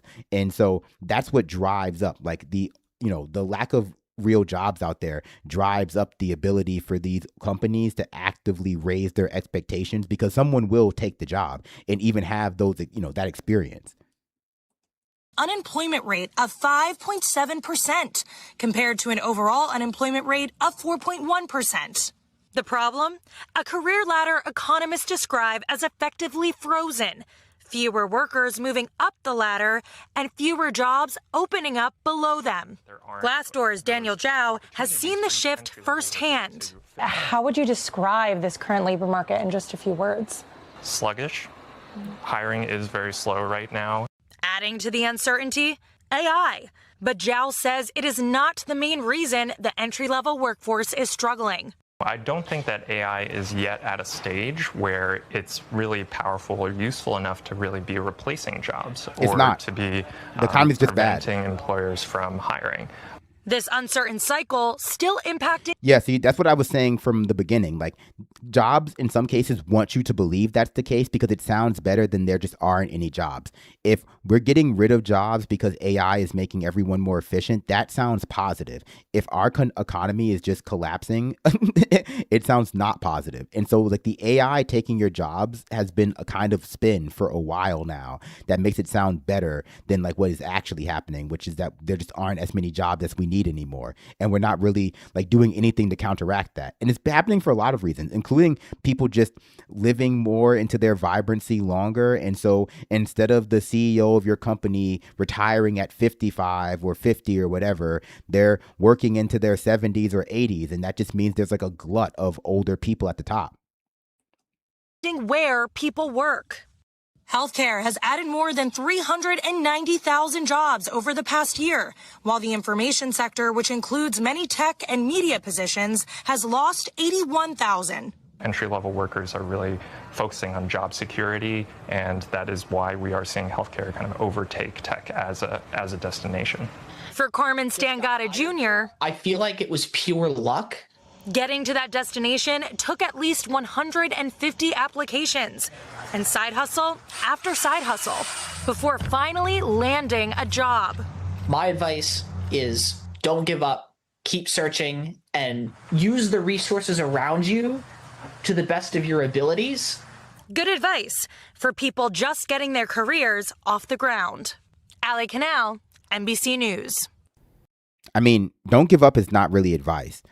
I'm gonna tell you that right now, because nothing pisses me off more than like fake advice and like platitudes from people who don't have real advice but still want to just like say something. Don't give up is not real advice. It's not gonna help you actively better your circumstance in a way that is going to like actively lead to like an improvement of results. It's just gonna mean that you don't give up, right? And you might eventually find something. I mean, it's just that meme of the person who doesn't give up before hitting the diamonds. And so like while it's technically true, it's not really advice. You should have said sell crack. I can't advocate for that, but that's actually advice. Like that's like something that you can do to better your circumstance right now. Some people instead just say things that aren't going to actively like help you in the moment, but are just words of inspiration or encouragement. I mean, maybe I'm just different than other people, but I personally don't like stuff like that masquerades as advice, but is not like really.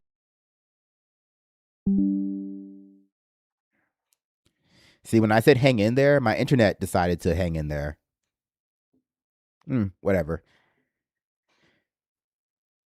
So what should we do now? What should we do now? I was done talking anyway, which is great. Almost as bad as fake it till you make it. I agree with that, though. I'm always faking it till I make it.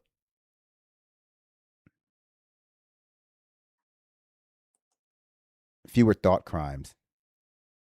Something funny. Was funny enough, that little fix our internet. You should fix your internet. Although I think I am going to have to go back to having normal internet as opposed to like doing a SIM card type thing.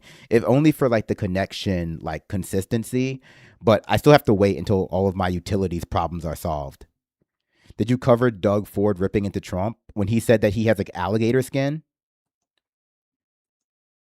I will say though, that did fix the chat. So I'm kind of happy it happened. So now that the chat is fixed, I appreciate that. But again, I wouldn't say it's toxic positivity because some people like stuff like that. Some people appreciate words of encouragement. And I think they can be appropriate in certain circumstances. But I just think that like, they're not the same things as advice. This poll about Fetterman is crazy. I have not seen Fetterman on the news in a while. I think I have one more job story that I wanted to get to, but if I can't find it without having to, what was that? If I can't find it without having to like dig through all of these tabs, then I'm not going to bother with it.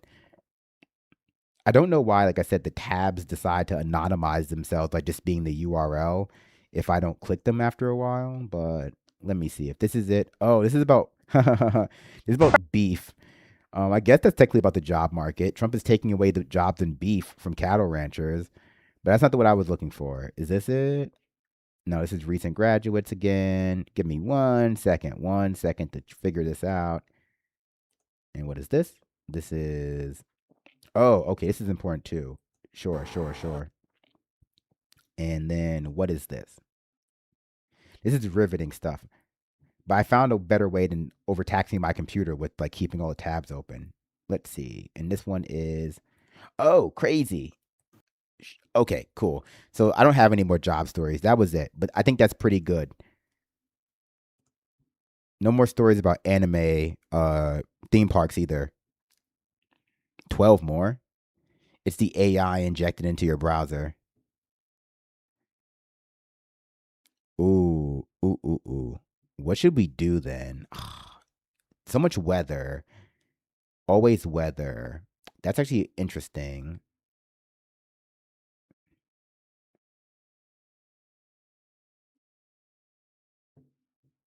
Okay. I think that we should do a little bit of a catch up on where the recovery in Venezuela is 2 months after the dual earthquakes that hit the country. You probably forgot that it was 2 months ago. It probably seems just like yesterday. But yeah, 2 months ago, dual over 7.0 on the Richter scale earthquakes hit Venezuela and devastated the country. And so let's just do a little bit of, like I said, a catch up. Catch up, no mustard.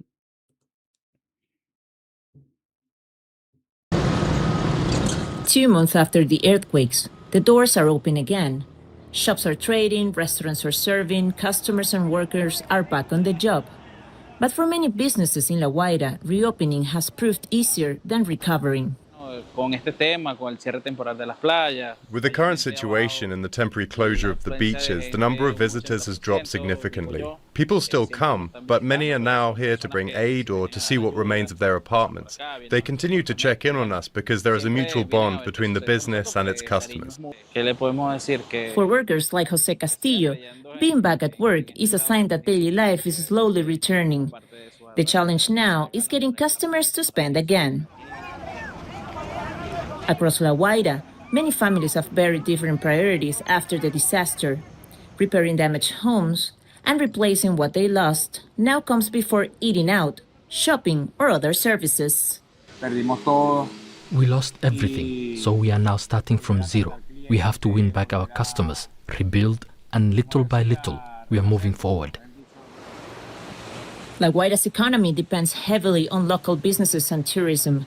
Before the earthquakes, many businesses depended on visitors from Caracas and other parts of Venezuela, especially at weekends.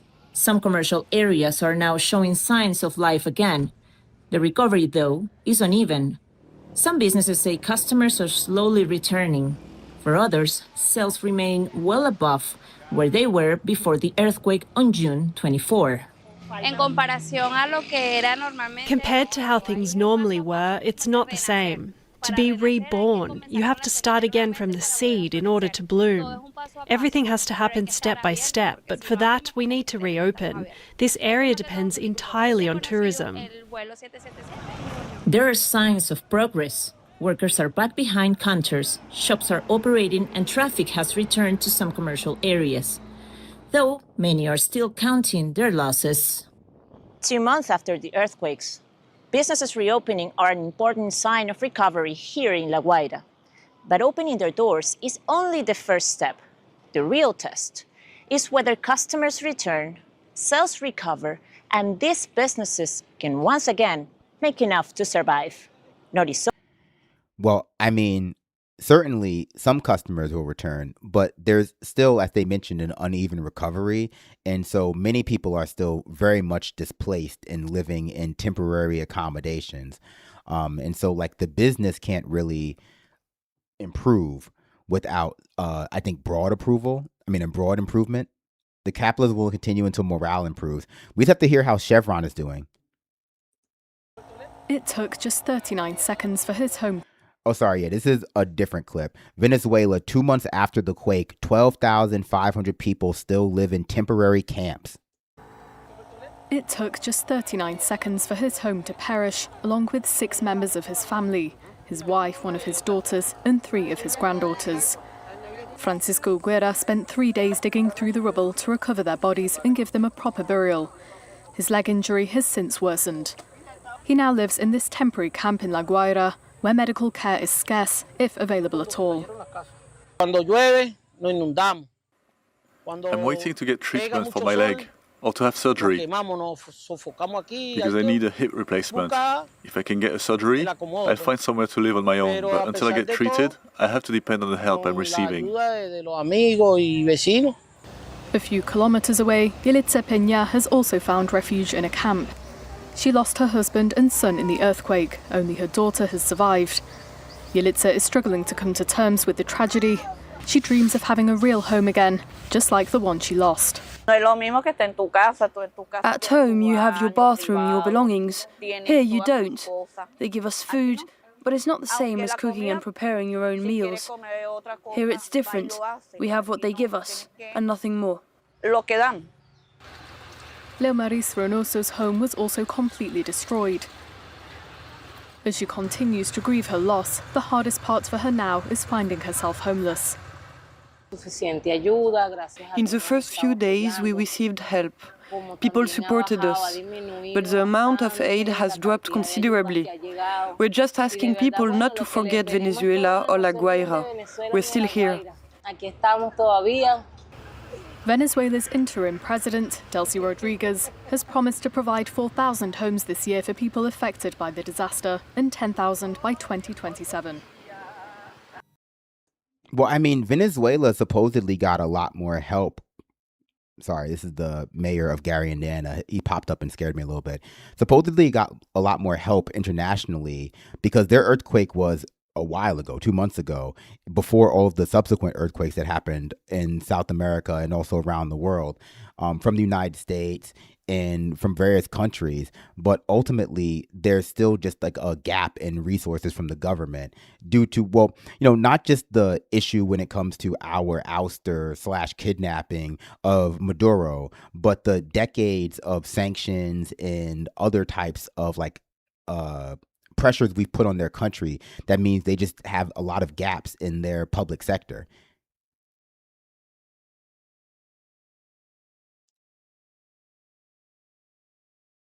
Until someone took the president. Exactly.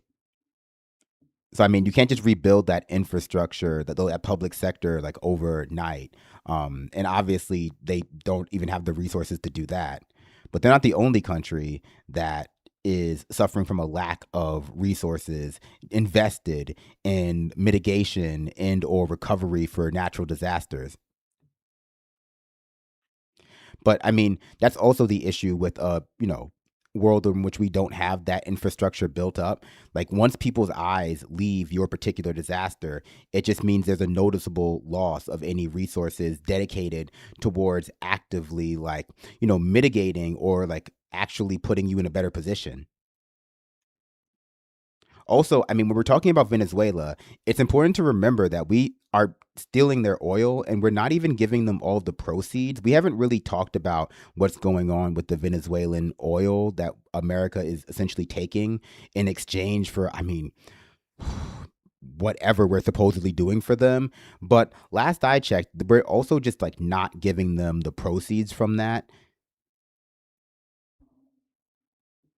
We took it back, Brandon. You mean our oil that's under Venezuela?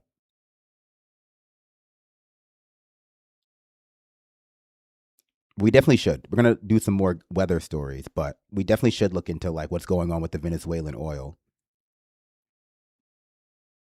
Not America. Trump is taking it. Yeah, it's being managed by Marco Rubio.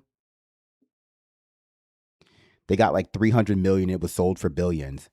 Well, I mean, at least we all got our checks from the American government for the kickbacks from the Venezuelan oil.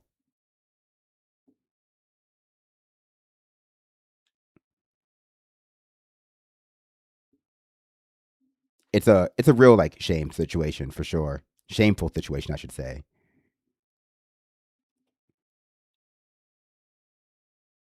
America is stealing oil from Venezuela. Oh yeah, for sure. Just straight up stealing it.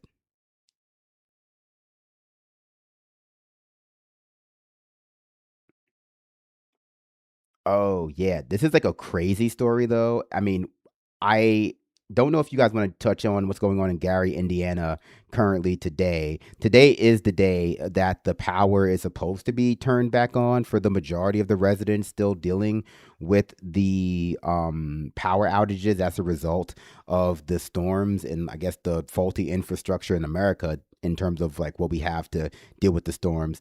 But this is an expose, really. I don't know what you call it. Some documents from State Farm, one of the insurance companies in the United States of America, have become available for the first time that demonstrate them trying to defraud policyholders. And I just think that since we're talking about the recovery in the aftermath of the Venezuelan earthquake, and how it's being, I suppose, impeded by a lack of infrastructure, it's important to understand how in the United States of America, a lot of that is mediated through private companies and how they just don't have the incentive to help you either, along with the government, obviously. But I just thought this was a crazy story. Can you believe it? Public is seeing It's from Oklahoma. You know I love Oklahoma. We haven't seen these two since the Oklahoma City Jacker situation. But yeah, State Farm secret documents. The moment I saw the title of this story, I knew exactly what it was going to be about. I knew exactly what the secret documents were going to be pertaining to. And that's how open this kind of thing is, even if there's not always direct evidence of it. The Gooner Sooner, exactly. First time the public is seeing bombshell documents in the State Farm cases that allege the company was running a scheme to defraud policyholders. News 4's Lauren Henry sat down with the attorneys who have spent years trying to make these documents public record, and she joins us now in studio to show what they show. Well, Kevin, Heather, these are those documents that we've been waiting on, and as you can see, it is quite a stack. Now, they contain internal emails between State Farm executives that detail how the insurance company allegedly saved over $1 billion in the first year of the Wind and Hail initiative. Now, attorneys representing State Farm customers say these 31 documents are only the tip of the iceberg. They prove everything we said was true. After years of lawsuits. And I think every customer of State Farm that wants to know why they didn't get paid, they can read these and see why. The documents State Farm attorneys fought to keep hidden are now out in the open. Hannah and Reggie Witten represent State Farm policyholders. They say the contents are jaw-dropping. They did a pilot in Dallas County, and it worked. They've got bells and charts and whistles and graphs and things that show they're going down. And then they rolled it out in the country, which included Oklahoma. In the very first year, they lowered indemnity payments to insureds $1.4 billion. Each dollar that's in that $1.4 billion was a human being's claim. The documents include executives discussing other figures showing the insurance giant outright denying claims 39% of the time. That is State Farm leadership in 2023 bragging about closing without payment on claims. Emails also say State Farm saved more than $15,000 per denied claim. According to attorneys, it was all made possible through tactics the company developed with help from outside consulting firms. So if you're sitting there with State Farm training and you say, hey, this is a total roof replacement, you're going to have another State Farm employee come into your office and say, sorry, buddy, you're approving too many roofs. You are incentivized to deny claims. 5 years ago, a local agent in Kentucky emailed the then... No way. And I think it's just, of course, we need evidence of stuff like this, but it's just the incentive of their business. Their business does not make sense if they actually provide their product the way they're supposed to provide it. The only reason people imagine that it could make that kind of sense is because there is a narrative along with sort of a broader narrative about the litigious American who is always like faking injuries, always doing some kind of like slip and fall scheme like Conor McGregor did at his last fight. That like there's all these people who are trying to defraud their insurance so en masse that their, fraud departments, that their departments geared towards doing this are doing anything else but essentially looking for ways to avoid giving people money. But that's just the way their business works. Their business does not work when they actually provide, or at least they're not as profitable when they actually provide their product. And it's one of the best examples of like why this kind of rational model that people have in their minds of the market, at least the hyper rational model of the market, it's just a fallacy. Like insurance is the biggest example of like a company that does not benefit from giving you the product or service that you pay for. It actually is incentivized to deny it to you and to develop tools and lobby to government and to be better able to deny it from you. CEO and CFO saying, quote, reputable companies that for years have loved working with us now say we're just as bad as Allstate. When you have agents emailing leadership in 2021 saying, please fix how we're handling wind and hail claims, what do? They double down with... These documents are only the beginning. The Wittens are still pushing for more, and they say the scheme doesn't end with wind and hail. They also implemented similar tactics on water losses, on fire losses, on auto losses. So it is, at this point, unknown how many billions of dollars State Farm has saved on all lines of insurance. And we reached out to State Farm about the newly released documents. They told us in part, quote, State Farm has paid more than $1 billion to Oklahoma customers for wind and hail damage to their homes and property. Efforts by trial lawyers to turn disputed allegations into broad, misleading conclusions about State Farm's claims practices creates confusion for customers, agents, and communities that depend on a strong and stable insurance market after severe weather. And we also asked the insurance commissioner about the documents. His office declined to do an interview with us, but said they will be issuing a statement sometime today. Yeah, you can always tell when they're trying to get over, because like Israel does this too when it comes to aid into Gaza. What they do is they like to quote a big number acontextually and go like, How can you say we're not giving aid to Gaza when we sent in 1 ton of aid to Gaza last month? And then when you look at any human rights organization, they'll go like, yeah, but you were supposed to give 100 tons of aid because that's how much it takes for people to not starve. But they just they know people will just imagine a big number and go, well, this has to be enough, right? This is a bigger number than I have as a person. Like, I don't eat 1 ton of food. I don't have $1 billion. But the argument wasn't that you paid them $0. It's that you denied over $1.1 billion.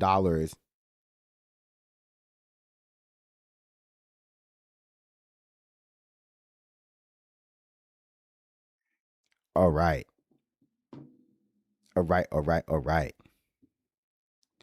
Fucking Jake from State Farm. They're almost as bad as Allstate. That's such a crazy thing to say. I'd be interested to know the NPS scores of these insurance companies. They're probably low, just like all of the airline companies too. Hold on, I'm texting.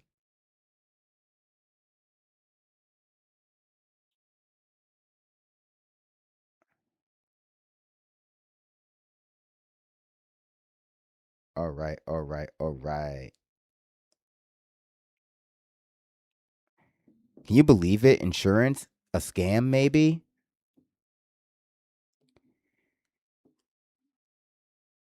Ooh. State Farm, we're better than the General. Hey, Shaq is in those commercials.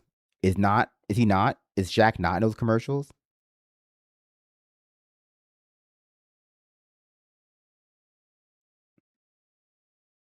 You're in good hands with Allstate. You know what? Let's do some of these cops behaving badly stories. I just picked a bunch because I got them in my feed. So there's no real, I guess, through line other than it involves law enforcement in one way or another. I guess you can't necessarily claim they're all behaving badly because some of them are getting arrested. So I would argue that they're behaving goodly in that case. So, in fact, why don't we start with another set of 4 Georgia Police Department employees arrested after misusing flock cameras? Don't you guys love when this happens? Although some people would say they're using them appropriately. Learning about a bunch of new cases of police officers being accused of misusing those controversial flock traffic cameras. With the latest incident out in Georgia, 4 former police department employees are now under arrest. Georgia's Bureau of Investigation says they were all working for the Savannah PD at the time this happened. One county in Missouri is ending its use of flock cameras after an employee admitted to using the system for personal stuff. In South Carolina, a deputy got fired after an internal audit revealed he had 2,700 instances of misuse in just a year. These cameras, remember, basically track people's 2,700 instances of misuse in a year. I mean, this has to be a wife, right? Because this is always just like a single person who they're obsessed with. It's always like a wife or a girlfriend. Personal stuff like jacking off to where someone is all day. Like, that's crazy. That's like, I mean, I guess some people are crazy like that, but I just truly could not understand like how it would even be arousing. But yeah, some people are real unsafe out there. Obviously, women know better than I do, but I've seen a lot of like Russell Brand videos now. So I think that the depths of depravity are like, never going to surprise me again. Instances of misuse in just a year. These cameras, remember, basically track people's movements in their cars, and then police departments can use the service as part of their investigations. Some privacy advocates are very much against this. They have concerns. The company announced new safeguards to prevent misuse just earlier this month, including shortening how long they keep the data. We're out to Flock for comment, but no word back yet. Let me bring in Aaron Gilchrist, who is joining us now. Let's talk about what happened here in Georgia. Aaron, how is it used or misused, we should say? So this is really an example, Hallie, of why there are concerns around these cameras and this potential for misuse. The Savannah Police Department was doing one of its regular audits of the license plate reader camera system, the Flock system in this case, and they say they found that there were 6 employees with the police department there, 4 police officers and 2 civilians in the department who had executed searches of the system that were not in line with law enforcement activity. It said they were involving personal acquaintances and family members. Even civilians? Even civilians. So basically, if you're just in the police building, they let you use the flock camera machine. Like the janitor gets to use it too. Everyone's a cop now. With law enforcement activity. It said they were involving personal acquaintances and family members, and in at least one instance, an officer gave access to the system to personnel from an outside law enforcement agency. That then launched an internal investigation. Those 6 employees were fired. And then we learned from the Georgia Bureau of Investigation that 4 of them have now been charged with crimes. The other 2, we don't know their status at this point, but GBI says that the investigation is ongoing. The crimes are misuse of police systems and technology. That's a misdemeanor. It's called a high misdemeanor here in Georgia. And then there's an oath of a violation of the oath of office in this case. So that's a felony here in Georgia. And so 8 years ago, the Georgia legislature, Hallie, did put in place laws to try to get a handle on the potential for misuse by law enforcement of this camera system. So you're talking about what's happened in Georgia. We mentioned some of those other incidents around the country. Flock CEO came out and in an interview with Fox News responded to what we've seen, this backlash building here. Let me play a little bit of that. What we have to prioritize as a country is compromise. How do we have our safety and how do we balance privacy? What is it with the intense pushback to Flock specifically, but not necessarily other security or traffic cameras? Well, I think it's sort of like, you think about like chapstick, right? It's just sort of the brand name that we all know, even though it's lip balm. It's not just chapstick. So this is sort of this company has become the company that is associated with this type of technology, although there are others of the more than 100,000 cameras that are out there around the country. Some of them are put out, sold by other companies. In this case, Flock says that they've helped law enforcement with more than 1 million cases in solving some of the missing persons cases, stolen car cases. But then you have people who feel like this is really just a slippery slope into out-and-out surveillance, cameras that are always running, that are always watching, that are going to be able to track people's movements, whether they're going to the... What do you mean a slippery slope? That's already happening. Like, it's just whether or not it's actively being used against you right now at this moment for that exact reason. That's already happening. Like, it's not like a slippery slope. We're there. It's just not being utilized for that particular purpose. Like, we're just saying that it's still just to use for, like, crimes. Like, this is really just a slippery slope into out-and-out surveillance, cameras that are always running, that are always watching, that are going to be able to track people's movements, whether they're going to the grocery store or involved in a crime. And that, Hallie, has drawn the concern from folks who've, around the country, tried to take down these cameras, knock them down in some cases, who've gone and busted the lenses so they can't see, Hallie. And obviously that's a crime too, but it really speaks to the concern that people have about these cameras. Yeah, no kidding. Aaron Gilchrist, thanks for being on top of this one for us. Appreciate it. We thank you for watching. And I'm sure we'll be hearing more about this because cops love misusing all of their tools. And this is like the newest shiny thing that they get. Cops should only get notepads. They should be like hall monitors. They should literally only get the orange sash that they gave Fillmore and like notepads. Let them use their noodles. I bet if you took away cops' firearms, they would be on literally the front lines of de-arming the citizenry. Like they would immediately lose a lot of their like Second Amendment, a lot of their Second Amendment guff.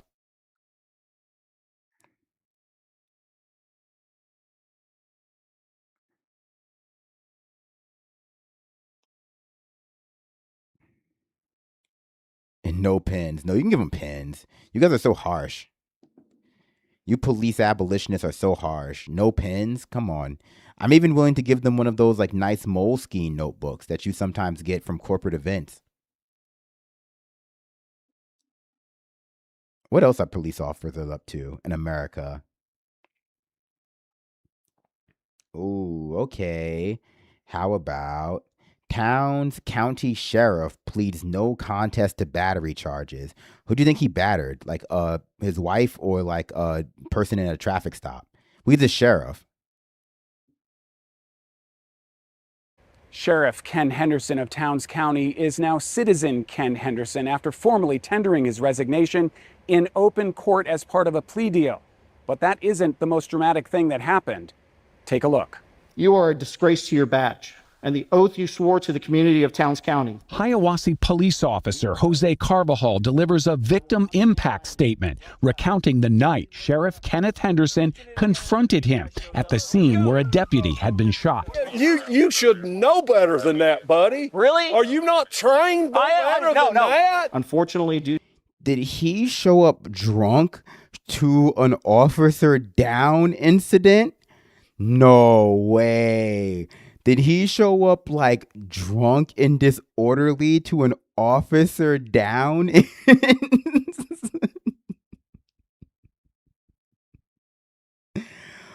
I don't recall us finding, I guess he wasn't arrested, and so we didn't see it as part of like a DUI hard. No, maybe he's just being unruly for other reasons.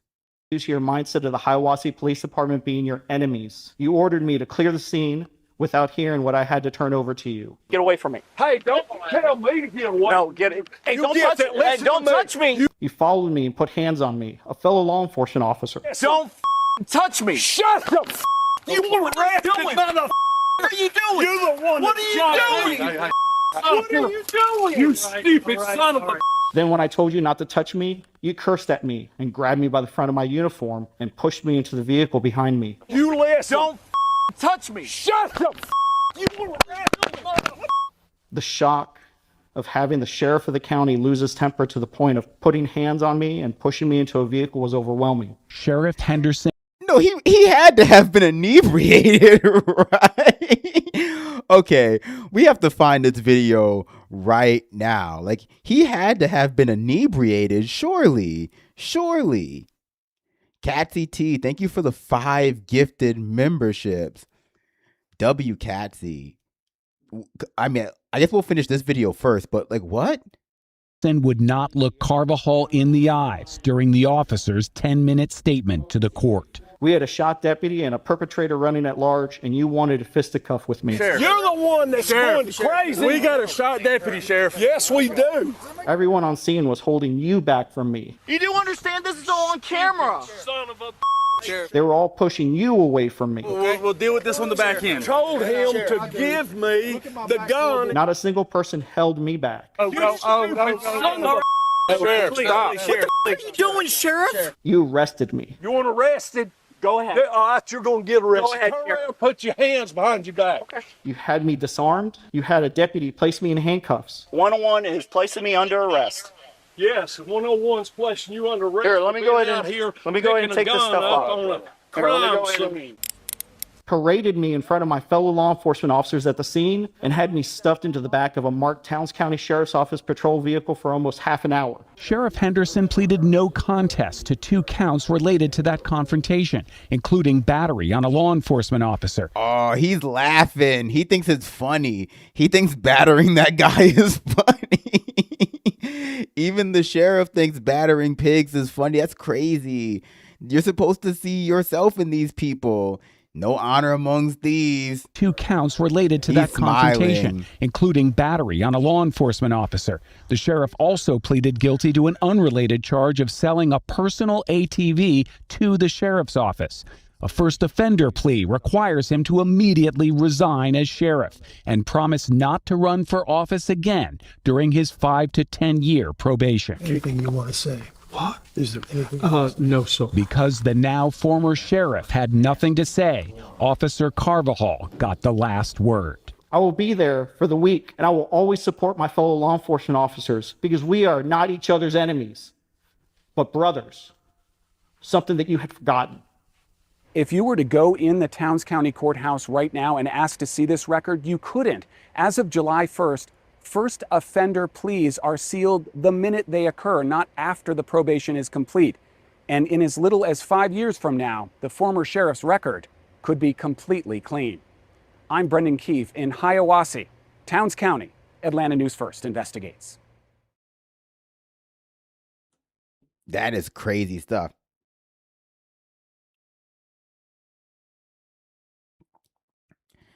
Cop gets treated like a civilian. It broke his little heart. It's crazy that they didn't say if he was in any way inebriated. Do you guys want to watch that video now? I know a lot of you don't like when we do stuff like that, but I'm so tempted, right? It was so crazy.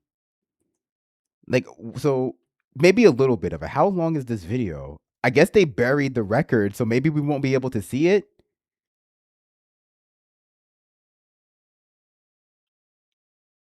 Hashtag back the blue until they do it to you. Oh, that's a new hashtag they have out there now. Yeah, I mean, what else do we have to cover? I mean, a bunch of stuff, obviously. But I guess we can take a little diversion. We just won't have any time for basically any other videos about police officers behaving badly. But I think that's fine. This takes precedence over anything like that. So it's like Henderson County Sheriff. Have we not watched this? Henderson County Sheriff. It's just like assault? Like it's battery was what he was charged with. 10 years probation. What's the guy's name? Body cam. Kenneth Towns County, Kenneth Henderson, body cam. It's crazy stuff.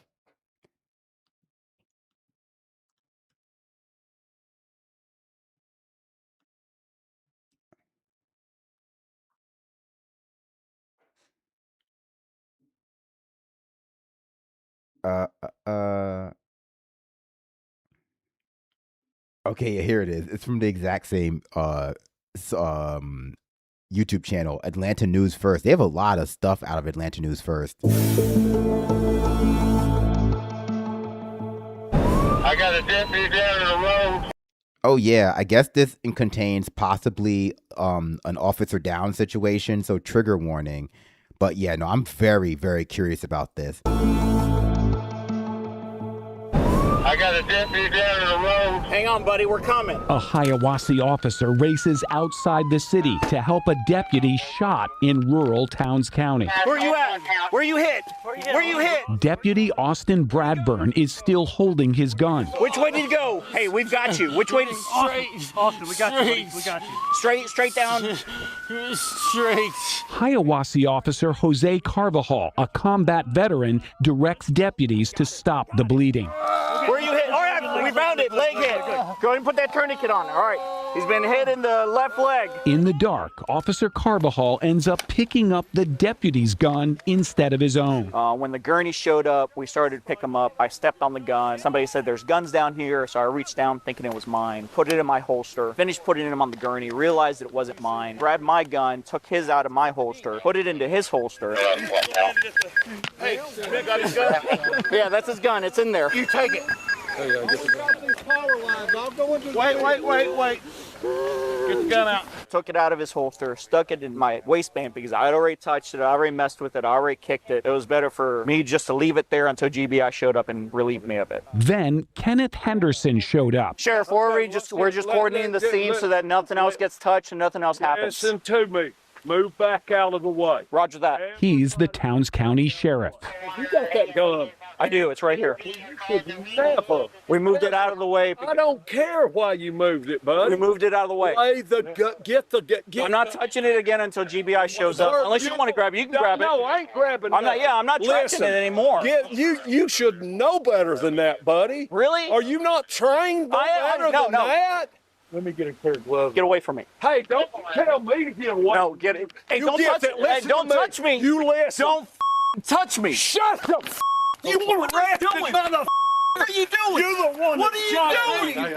What are you doing? You stupid son of a. Why did you pull a gun out for? You stupid. No. Son of a. I mean, no one is mentioning him smelling like alcohol or slurring his words, but he has that really thick Southern accent. I guess I understand his issue. It is a crime scene, and he did pick up, I guess, a piece of evidence, which was the officer's gun, and so he disturbed the scene.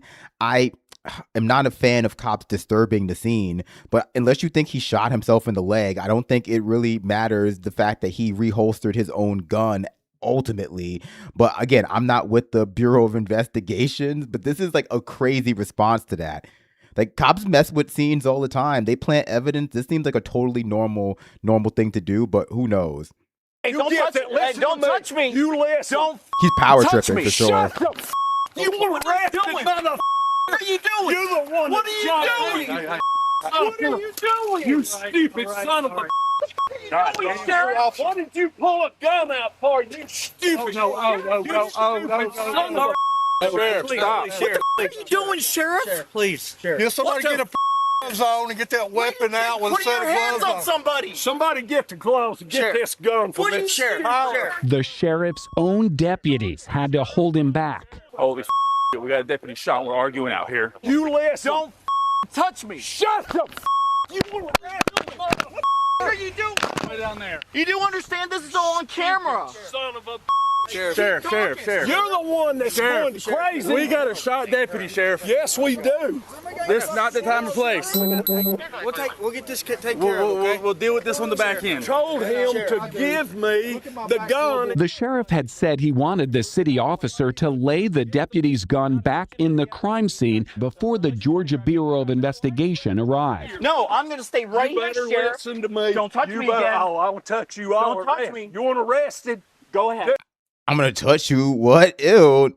I mean, I guess I am on the other cop's side where if you've already disturbed the scene, like replanting the evidence doesn't make sense. That's just fucking up double and trying to play it off. I just don't believe this cop, and this is just my opinion. We watch a lot of these videos. I just cannot believe this guy is sober. I don't know if he's drunk or on drugs or just demented, but I do not believe this cop is sober. No way. No way. I'll touch you. Exactly. I'm gonna touch you, brother. Scene before the Georgia Bureau of Investigation arrived. No, I'm going to stay right You here, better Sheriff. listen to me. Don't touch me better, again. I will touch you. Don't touch me. You want arrested? Go ahead. All right, you're going to get arrested. Go ahead, Turn Sheriff. around, put your hands behind your back. Okay. You're going Look to like jail. Mr. Mackey. Hold on a second. Let me go ahead and put this camera on. Yeah, go ahead. Go ahead and get it on. Go ahead. Have somebody go ahead and do it. Yeah. Go ahead and have somebody arrest me, Sheriff. Yeah, you're arrested. I arrested you. All right, come on. Turn let's go. around and put your All right, come hands on. up here. Come on. Get this gun Yeah, off this no, lady. come on. Come Put on. your clothes up. What is he saying? 305 Towns. Just to let you know, 101 is placing me under arrest. Yes, 101's placing you under arrest. Here, let me go ahead and out here. Let me go ahead and take this stuff off. On a Here, let me crime go ahead and- scene. Okay. 101 is placing me under arrest. What? 305 just got placed under arrest. And when I told him we needed to get that gun down, he didn't leave. He said, I'm not giving it to you. No, I didn't say that. Yes, you did. Hey, Yes, you did. body camera, Sheriff. Go ahead. Come on. Hurry up. Put Yeah. the cuffs on me. Yeah, he's already lying. He's already trying to lie about what happened. And there's 20 cameras on the scene. And none of these other cops have the courage to call him out for being inebriated, for sure. That's why we have no idea about whether or not he was drunk on the scene, because none of these other cops have the courage to call him out. Hey, Yes, you did. body camera, Sheriff. Go ahead. Come on. Hurry up. Put the cuffs on me. No, I didn't say that. That's exactly what. What's nice is that it's all on body camera. It's all on body camera. I don't care if it's on body camera, buddy. And that was on my camera. That's ridiculous. That's the most ridiculous goddamn I've ever seen in my life. Some deputies walked away, others stood in disbelief. That's what we're more concerned about, Wow. not the shot. Wow. Cops are so cowardly. It is crazy. They just all stood there doing nothing. Cops are so cowardly. Even when they're getting assaulted, this is a scene where there's an officer down. They just all had their hands in their pockets looking side to side. Others stood in disbelief. That's what we're more concerned about, not the shot deputy. And that right there just shows. Yeah. That's insane. The type of man, the type of leader. And Jose said, I'm not going to do anything with the gun until the GBI gets here. Right. And then the sheriff come after him and yeah. put his hands on him. Y'all seen the sheriff put his hands on Jose first, didn't you? That's what I saw. That's what I saw. I'm not lying. No. When the GBI talks, it's what it's going to be. This is so wrong. I'm glad you guys all have to confirm to each other that you're not going to lie about this. I'm glad that it's just a thing that, so we're just all not going to lie about this one because there's 1,000 cameras. Congratulations. Yeah, you guys are real heroes. We're not going to lie about this one, right? Even though it's the sheriff, it wouldn't really make sense to. I'm not lying. No. When the GBI talks, it's what it's going to be. This is so wrong. I don't even know if that's the word. This is immoral. Unethical. They're talking about their boss. He's more concerned with the city of Hiawassee than the guy shot deputy. This isn't the first, this isn't the second time, this isn't the third time. He's more concerned with that department than he is about our own safety. That's the leader I've ever seen in my life. Inside the city or out here? Just right here. Okay. Go pull the video at Valero. You get on my traffic stop again, I will arrest you. Yeah, I'll arrest you right now. Do it, buddy. And we're going to do it. Charges do it. Your ignorance. Do it, Ode. Go for it. In 2022, the sheriff interrupted a different Hiawassee police officer during a traffic stop, arguing that the officer was just outside the city limits. Shut your mouth. You don't talk to me like that. I'm not your boy. Talk to you, boy. You a boy. Thank you.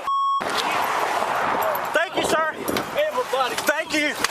That same year, a deputy secretly recorded the sheriff, who was angry at deputies for having lunch with city police officers. Let me ask you, are you going to hang out all the time with my enemies? All I'm getting from this is you don't want us to eat with Hiawassee PD. But I don't want my people sitting with my damned enemies and being buddy-buddy with my damned enemies. How are you, sir? Oh, he's like seriously power tripping. I guess maybe he was sober. Now that I've realized this is his behavior 24/7, like he's just seriously mad with power.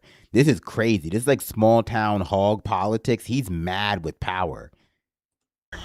Sheriff Henderson came out of his office when Atlanta News First Investigates was recording video in the parking lot. We've got the video of the officer, the Hiawassee officer, you ordering him getting arrested at the shooting scene.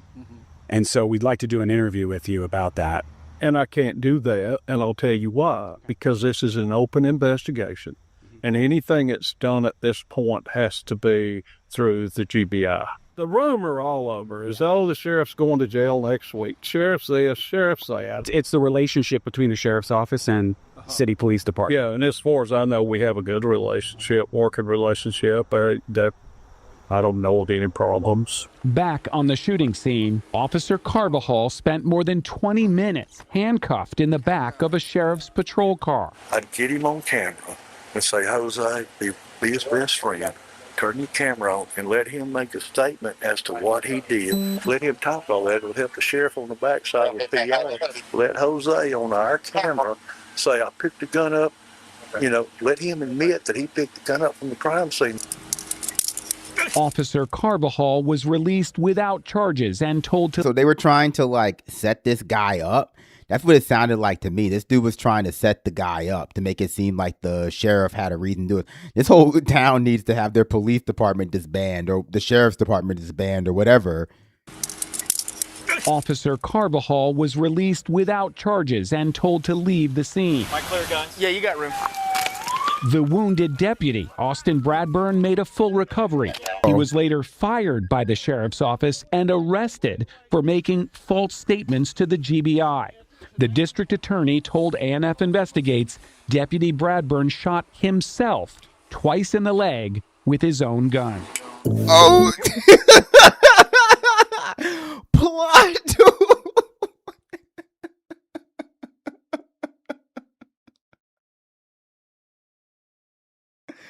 But why? But why would he do that? Why? You know what? I can't even say. I can't.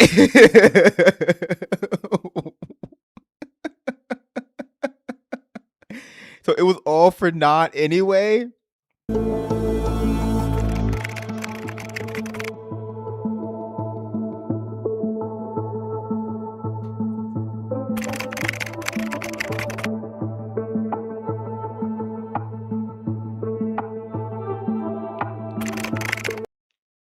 This is just all about the case against the sheriff. We know how that ended. I guess I just wanted to know about like why the guy shot himself in the leg, but I guess it doesn't matter. It doesn't matter.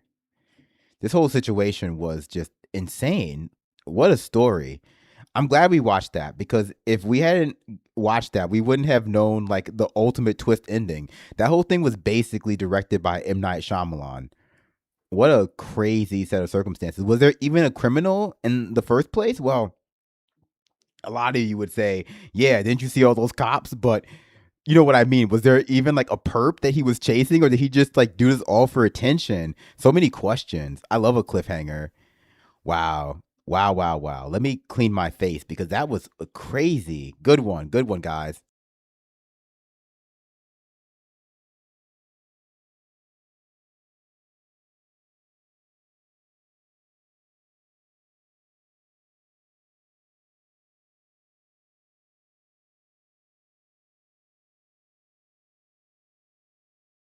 Yeah, this is the majesty of live videos. Gosh. Twice though? Yeah, but you know, hair trigger. Sure. I don't really have anything to pivot over into that makes much sense after that. But I guess I would say let's do this other story about a soldier having his loved one arrested by ICE while he was away on deployment, just because we did one yesterday, and this is a different story, obviously. Wife of active duty Army sergeant deported amid Trump's immigration campaign. Wow. That was something else. This morning, the White... Give me 1 second. I'm going to close all the other tabs.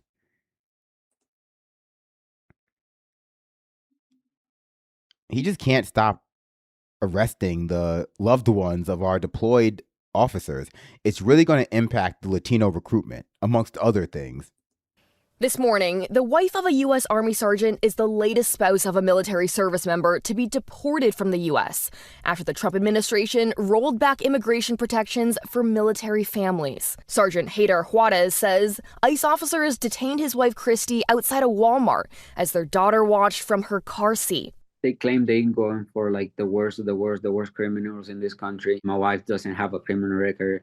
She has never had any kind of problems with the law, not even a traffic ticket. The Homeland Security Department says his wife illegally entered the United States in 2016 from Honduras and was removed from the United States in accordance with our laws. The Associated Press found more than 50 spouses and parents of U.S. military service members have now been swept up in the government's crackdown on illegal immigration. More than An 50. ABC News review found none of the spouses had criminal records. Advocates claim it's taking a toll on the troops. Our service members are having to fight two battles, one on the forefront, really, because we are a country of war, and at home front, making sure that their families are being taken care of. In another case, a sailor on the USS Lincoln, who's serving a record 9-month deployment at sea, says his father back in Florida has been detained by Border Patrol. Joshua Avila saying, I don't know how I can mentally continue working 12-plus-hour days, knowing my dad is somewhere possibly treated like a criminal. The family saying he was working toward getting legal status. Homeland Security responding, saying, having a family member in the military is not a free pass to violate our nation's laws. I'm sorry. So nasty. Because you would think it would be, right? You would kind of see how you would imagine it would be, especially for this particular law. Wow. What a bunch of scumbags.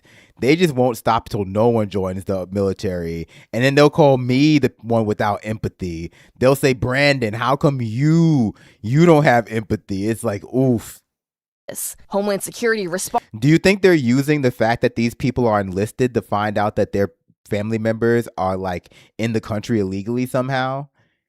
Or at least I shouldn't say illegally. Well, in their words, illegally. But you know what I mean. Like, do you think that they're using like the information that they collect when they join or whatever to find these people? I have no reason to believe that, other than I'm sure that they probably could. I just think that it's all by chance, 50 plus by chance. I wouldn't be surprised if we hear a story about that soon. Responding, saying, having a family member in the military is not a free pass to violate our nation's laws. Sergeant Turcios and no other service member is asking for any exception to the law. All we're asking is for the judicial process to take place. Now, in a separate development, the Trump administration is now planning to revoke the business and tourism visas of up to 200,000 foreigners who are seeking asylum. The Associated Press says it would be the largest revocation of visas in U.S. history. It really is a really disgusting situation. ICE detains another 5-year-old boy named Liam. Ugh, really disgusting stuff. I don't want to cover those ICE stories today. I do want to cover another ICE story, but it's more of like a macro macro story, I should say, about the number of ICE arrests, because they're doing like a wave of arrests in Maryland and Virginia right now, and over 1,300 people have been swept up in the Maryland and Virginia area.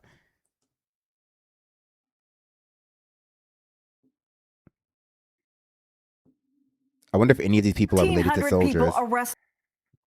I mean, it's Maryland and Virginia, so I'm just questioning, because like Maryland and Virginia do have a substantial population of people in the department in one form or another. 1,300 people arrested in a major ICE enforcement operation across Virginia and Maryland. Now, immigration attorneys are raising questions about how some of those arrests and detentions were carried out. Fox 5's Regina Ureta joining us live from outside of ICE headquarters in Southwest D.C. with the latest on this case. Regina? Yeah, it's being called one of the largest enforcement operations in the agency's history. ICE saying they were quiet and successful. More than 1,300 undocumented immigrants were arrested across Virginia and Maryland in just 2 weeks. That operation being called Safe Community Washington, D.C., taking place from August 1st to August 14th. And we have videos showing several incidents of the detainment from ICE agents also chasing after some of these detainees. According to the Department of Homeland Security, 400 of those now in custody had criminal convictions or pending charges, including allegations involving murder, attempted murder, rape, and kidnapping. The others were detained for not having the proper documentation. Among those arrested include Aigner Wilfredo Hueso Moran, an immigrant from El Salvador who DHS says had a murder warrant out of Richmond, Virginia. Actional Pierre from Haiti, DHS says he had a criminal history, including attempted murder and 2 counts of assault. And Estrella Reyes Funes, born in Honduras, who has a felony hit-and-run conviction and arrest for alleged threats to bomb or burn and assault a family member. Now, again, ICE says these actions were carried out quietly and successfully, but immigration attorneys believe different. The massive raids have calmed down over the last couple of months. However, we have seen that there is a rise in the violence, the aggressiveness, the brutality in which these detentions are happening. Now take a look at this. A Virginia man recovering from what he describes as a brutal encounter. Immigration attorney Carlos Jurado is representing Jose Mejia Hernandez. Hernandez claims ICE agents used excessive force during his detention and says he later woke up in a hospital with significant bruises and swelling on his face. Hernandez is not facing criminal charges, but he does have an immigration hearing on September 14th. Now, as far as those... Wow. So, I mean, like, then that's definitely worth getting the shit kicked out of you. He's not, like, facing any charges, but he does have a hearing. So, like, we got to just rough him up. Those arrests that were made in Virginia and Maryland, we do know that they are currently in ICE custody and remain so until pending removal proceedings. Ladies? Regina, thank you. Yeah, really crazy stuff. And of course, they're just amping things up across the board, especially since it's one of the only things that Trump can claim he's doing that's helping people in America. Gosh, there are just so many cops behaving badly stories. This is bullshit. I live in Richmond. Who is he? I'm exhausted by how dystopian the world has become. Yeah, remember, a lot of people are just being deported, not even to the country that they're supposedly supposed to be from, according to the Trump administration. They're just sending people like to Liberia and to Uganda and into like the Congo because like they don't even want to be bothered probably in most of these cases to figure out where people are supposed to go. So they just send them wherever like these third countries that we are trying to like externalize our impact onto, or, you know, we'll accept them. We're just outsourcing our human rights violation.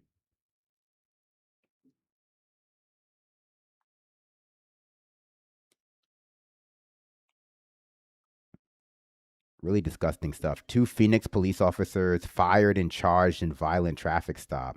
I think I pulled this one too. I wonder what happened here. But is this also the same one as PHX? Yeah, this is probably the same video. Antonio, I'm Dave Biscombe with ABC 15. Can you tell us what happened? We're face to face with one of those 2 Phoenix cops now at the center of a criminal investigation. I'm ABC 15 Chief Investigator Dave Biscombe. Again, we exposed the scandal. We first ID'd the officers. Then we broke news about their arrests. Name and shame them. We're the first ones to get in front of one of these suspects. Good for Antonio, you. I'm Dave Biscombe with ABC 15. Can you tell us what happened? Antonio Felix is in trouble. He's walking out of jail just after posting bond. Now fired and facing 6 criminal charges. Tell me your name and date of birth, please. Antonio Felix. It's all stemming from what prosecutors call a, quote, off-the-books traffic stop.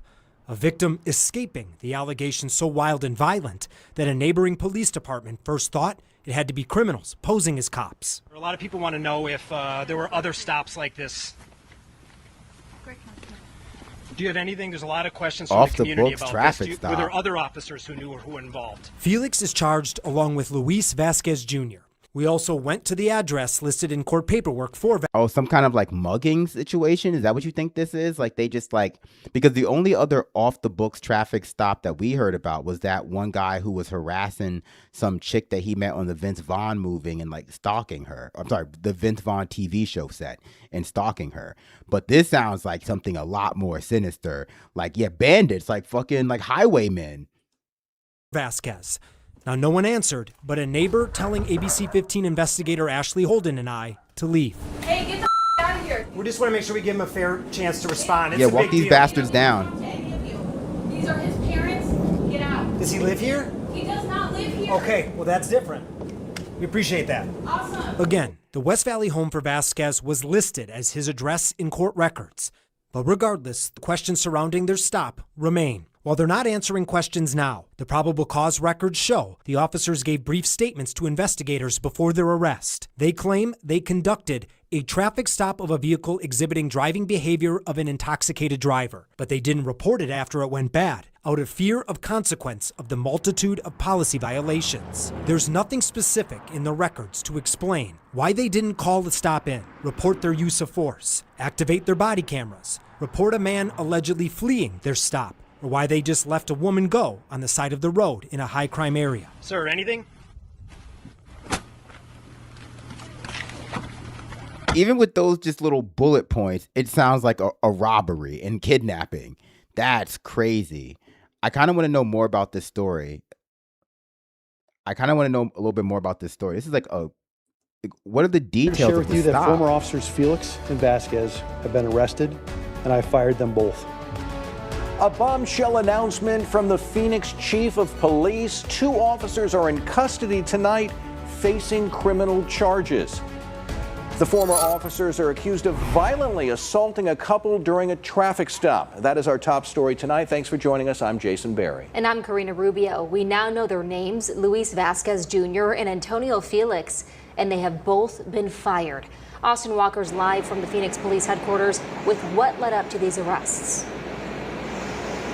Yeah, so today the 2 former officers were questioned for the first time, and again, a lot of tense moments. Now today, the chief of police acknowledging that this really has been a breach of trust between the public and the department itself. It also went into some pretty graphic details of what happened during that traffic stop. He says his officers used excessive force, tasing somebody, threatening to shoot the driver, and also putting somebody in a lock bar. This all being said, he says his department has a lot of work to do. Good evening. Thanks for being here. A last-minute press conference Saturday evening as Phoenix Police Chief Matt Giordano takes the podium. There is no excuse for the conduct that these 2 officers engaged in. Announcing 2 of his former officers with almost 10 years with the department each. This guy almost looked a little bit like Ken Klippenstein on the left, right? Ken Klippenstein? Luis Vasquez Jr. and Antonio Felix are in custody and fired, charged with a plethora of crimes, from aggravated assault to tampering with evidence, not reporting the stop at all. On August 5th, around 11:30 p.m., a report by Tempe police described what many thought was an attempted carjacking near 19th Avenue and Baseline, carried out by 2 men impersonating police officers. But Saturday, confirmed by the Phoenix police chief, they were both on duty and not wearing their body cameras. Detectives have confirmed that the two former officers physically assaulted both the man and woman during the traffic stop. The investigation also shows that a taser was used on the victims during the stop. The Tempe police report said the victim's car was found broken down in Tempe city limits, seeing the driver's window broken. No community members should suffer what happened here. We recognize this erodes community trust, and I am committed to rebuilding that trust starting today. Chief Giordano says because body cameras were off, there is no video of the traffic stop, but he can confirm this stop happened in their patrol vehicle. But these two arrests can create a domino effect. MCAO told us that, as this all happened, if these officers are tied into other cases, right? When it comes to being a witness or someone to testify, this could now domino effect into multiple other issues. So as a department, what is the response to that about how multiple different cases can now be impacted from two officers? Yeah, we're working very closely with our partners over at the Maricopa County Attorney's Office for that exact purpose, to make sure that we can minimize to the best of our abilities future criminal prosecutions that these officers may have been involved in. And you talk about building trust. I think anybody can take that and say, okay, well, that's great. What are the tangible steps to building trust that you can see through your office? Well, I think it starts here today. We're here on a Saturday night, just a little over a week from when we found out about that this occurred. And we've taken swift, decisive action, and now we're sharing with the community. The chief confirmed that if it wasn't for Tempe police, Phoenix police would not have known about this, and he's left wondering the motive. I still have questions. This is an ongoing investigation. That's why our Internal Affairs Bureau will continue to work on this and try to determine that. Yeah, it just seems so strange if it's not some kind of, pattern of behavior. Like, you guys think they just got like high together in their patrol car and decided to do some kind of like violent interaction? Because it sounds like some kind of mugging. It's what everyone else thought, but it just seems so weird and so strange. But typical cop behavior. We just watched that sheriff assault one of his own on the job, on the scene of a self-inflicted gunshot wound, apparently. Yeah, so for days, we asked to sit down with the chief of police regarding this matter, and we were told no multiple times. Instead, he released a video really explaining what he could at the moment. So today, inside that press conference, I asked him very point, why did you say no multiple times, and was there a reason? He says it was nothing to do with secrecy, but they wanted to have a nailed-down plan as well as build a strong case. Now, tonight, the two former officers were inside the Phoenix jail and are being transported to the Maricopa County Jail. We will continue to update you with more information as it does become available. For now, live in downtown Phoenix, Austin Walker for Arizona's Family.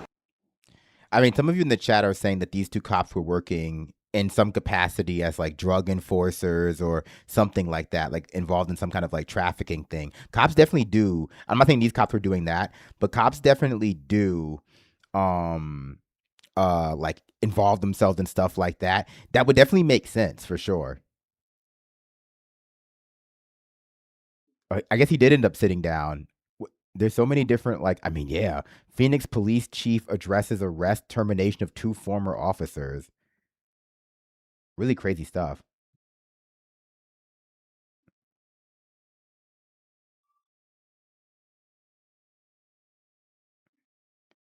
All right. I guess we'll follow along with this. Police arrest far-right extremist Jake Lang after he drives into onto sidewalk in Minneapolis. One of you mentioned this. Royce City fires officer seen in viral arrest video. You definitely don't want to hear that. All right, let's do something else. Let's stop looking at these police officers, even though I can't help but say I am entranced. Spider-Man does whatever a spider can.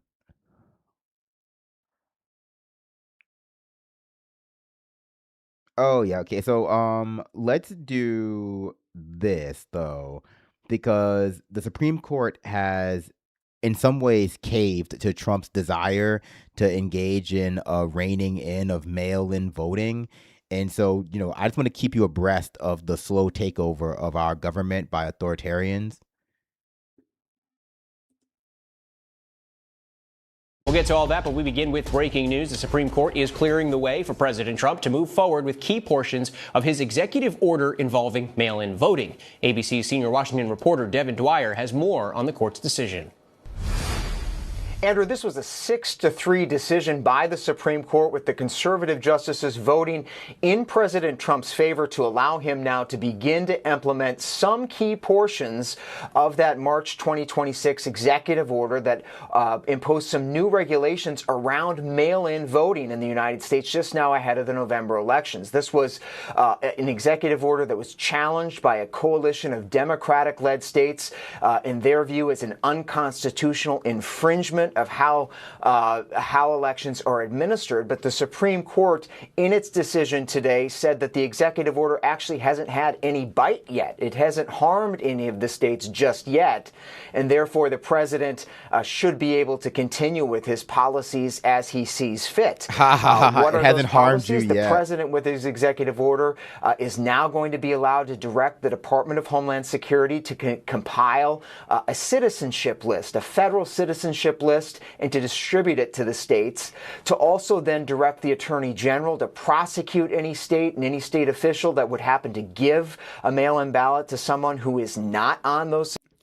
A federal citizenship list that will then be checked twice by the administration, and then they'll bring charges if you allow anyone to mail in vote who's not on the citizenship list. That all sounds entirely above board to me. Any state official that would happen to give a mail-in ballot to someone who is not on those citizenship lists, and to work with the U.S. Postal Service to come up with new standardized regulations for mail-in ballots, barcodes, size provisions, that sort of thing. States have been waiting to see those. They've been warning about increased costs just months before the election. But again, today, So size provisions and barcodes and for stuff in situations like this, if you're wondering about stuff like that, my guess would be that it's a way to prevent states from being able to send out ballots in time. And the way that would function practically is that they would take a state, let's say a state that has a lot of Democratic Party voters, they would measure what their ballot looks like, their mail-in ballot looks like, and then they would say, okay, federally, the regulations have to be this, but 1 centimeter or 2 centimeters shorter. And that way, states that are unable to afford to do that or don't have enough time, just basically everyone gets disenfranchised. This is also a tactic that they've used to shut down like women's health clinics and abortion clinics in southern states. They just like literally measure it and then like make the criteria 1 or 2 centimeters less or more than you have, just to waste your time and money. About increased costs just months before the election. But again, today, the Supreme Court saying all of that can proceed for now, but very carefully also noting that time will tell whether the president, in fact, violates the law in implementing this. In dissent, I should say, Andrew, the 3 liberal justices sounded off on this dispute, warning that the court was looking away from the president's true intention of seeking to restrict mail-in voting, which is the province of states to administer. But they were dissenting today, the conservatives winning the day for now, as the battle over mail-in voting is likely to continue ahead of the November election. Andrew. Devin, thank you.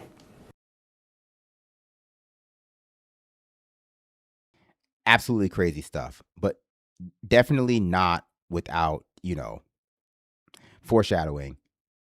People are very concerned that Trump is going to do a coup, and not even one of these like subtle coups that involve like what I've described. Like some of this stuff you have to understand is the Republican Party using Trump to expand their voting fraud machine. Their election fraud machine. Because independent from the Trump administration, there is a Republican Party like disenfranchisement and election fraud machine that has been being built for decades.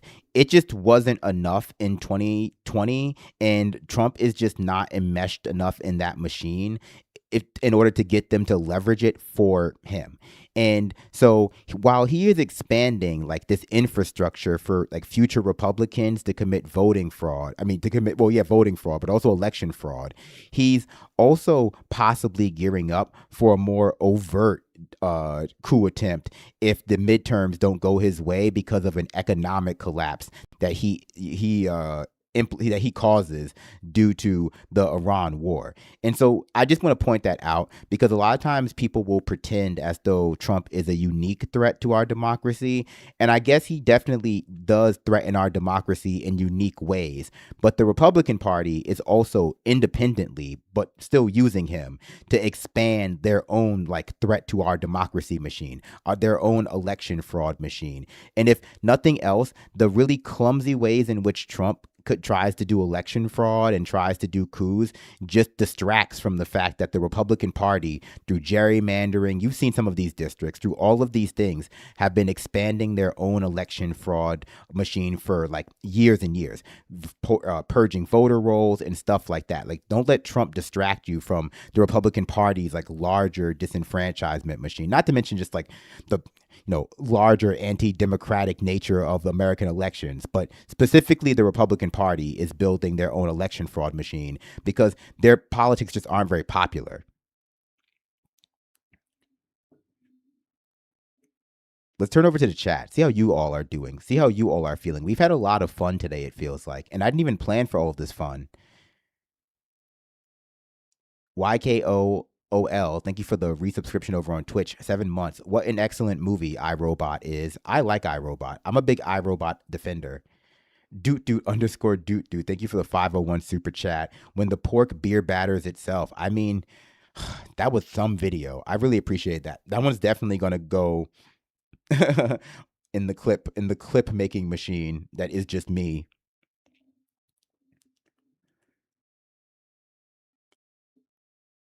Their policies are popular just in very limited geographic areas, which is why they have to gerrymander in such a way that makes those geographic areas like seem like they're just more, influential, or make them more influential than they actually are.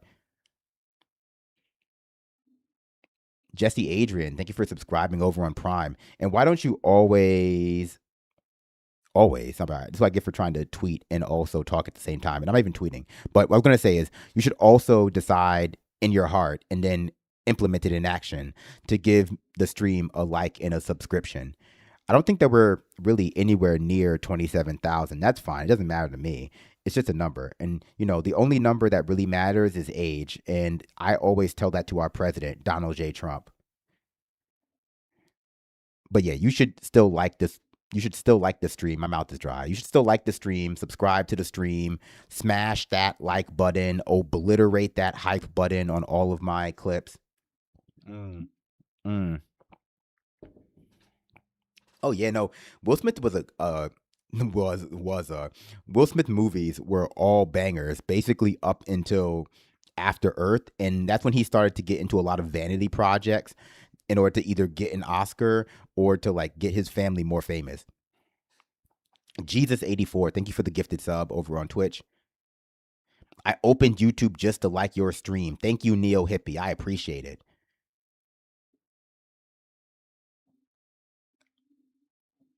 Let us turn over to. Do I even want to turn over to the Iran war? Did I not say that we would do that? I guess I did say that we would do that.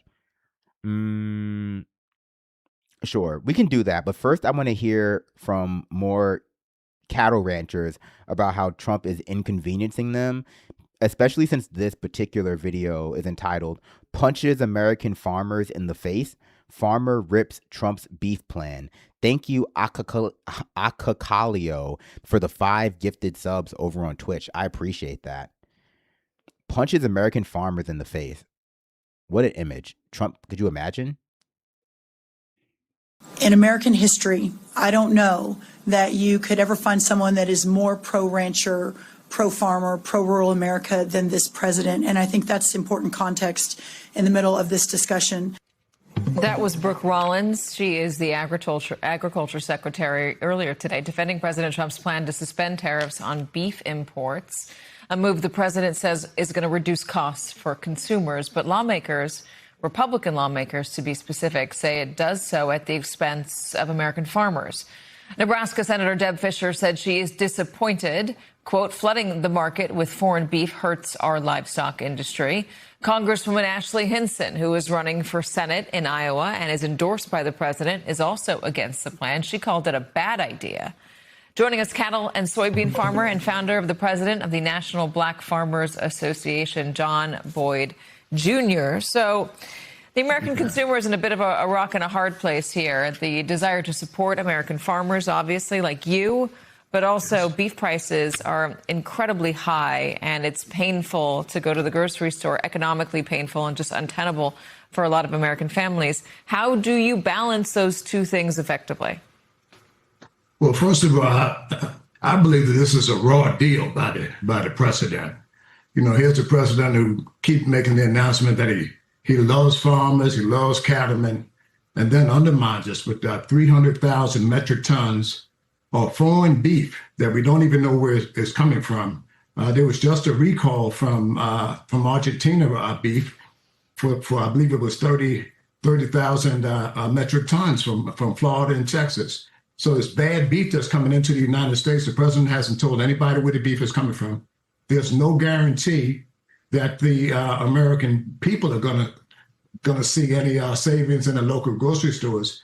This is more about helping meat packers, in my opinion. So he put the American farmers last. We're losing 77 farmers and cattlemen every single day in the United States, every day. And this president hasn't done anything to help us there. We have 300 farm foreclosures, pending farm foreclosures in the United States, and I've called on your show, Katie, for a complete farm moratorium. The administration haven't even discussed it. So here you have a president who continues to say he loves farmers, he loves the American people, this is what they want. It's not what we want, I can tell you that. We have the highest input cost in history due to this president's policies and his war with Iran, high fertilizer, high diesel fuel prices, $5 and $6 a gallon, and we never got over the impact of the president's tariffs. So here you have a ripple effect, in my opinion, for the worst time in history for America's farmers. Going out, losing our farms every day, and the president makes another sour deal and punches the American farmers in the face. I've never heard the Cattlemen Association make a statement that this is a bad deal. All of these things are happening right now as we speak. And the president keeps playing footsie with the American farmers. But it is becoming up. I don't think he's playing footsie with the American farmers. If you'll excuse me for being like graphic and blunt, I think he's kind of like fisting you guys all the time.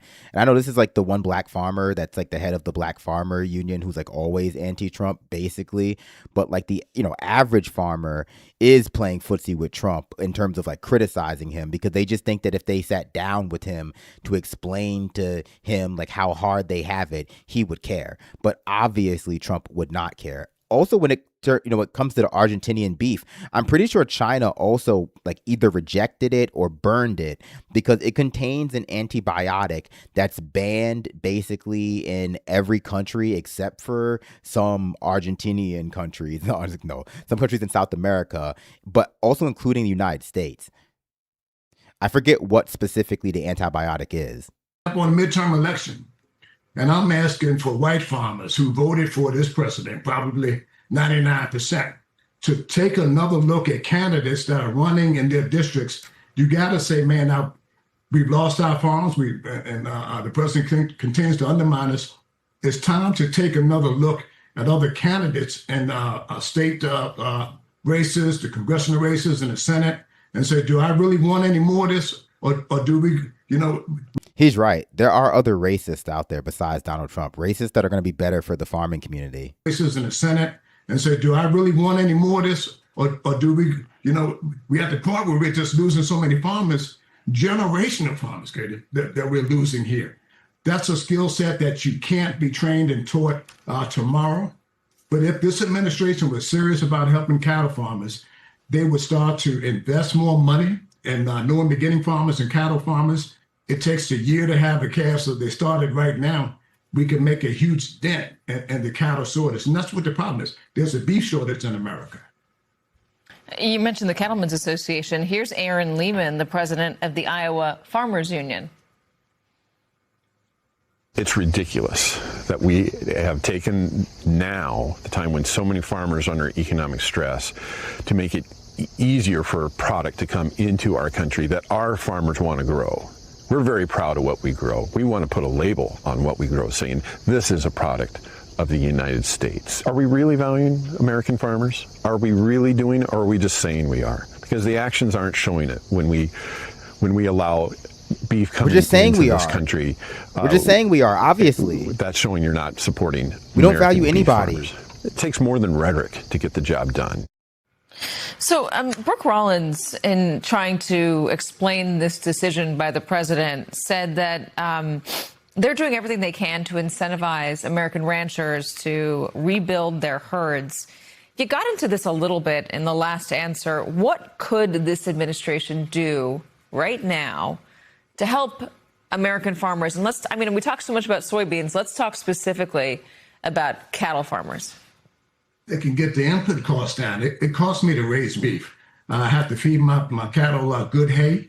And I want to say this, I'm a fourth generation farmer. I've been raising beef cattle on my farm here at Boyd Farms in Boydton, Virginia for 43 years.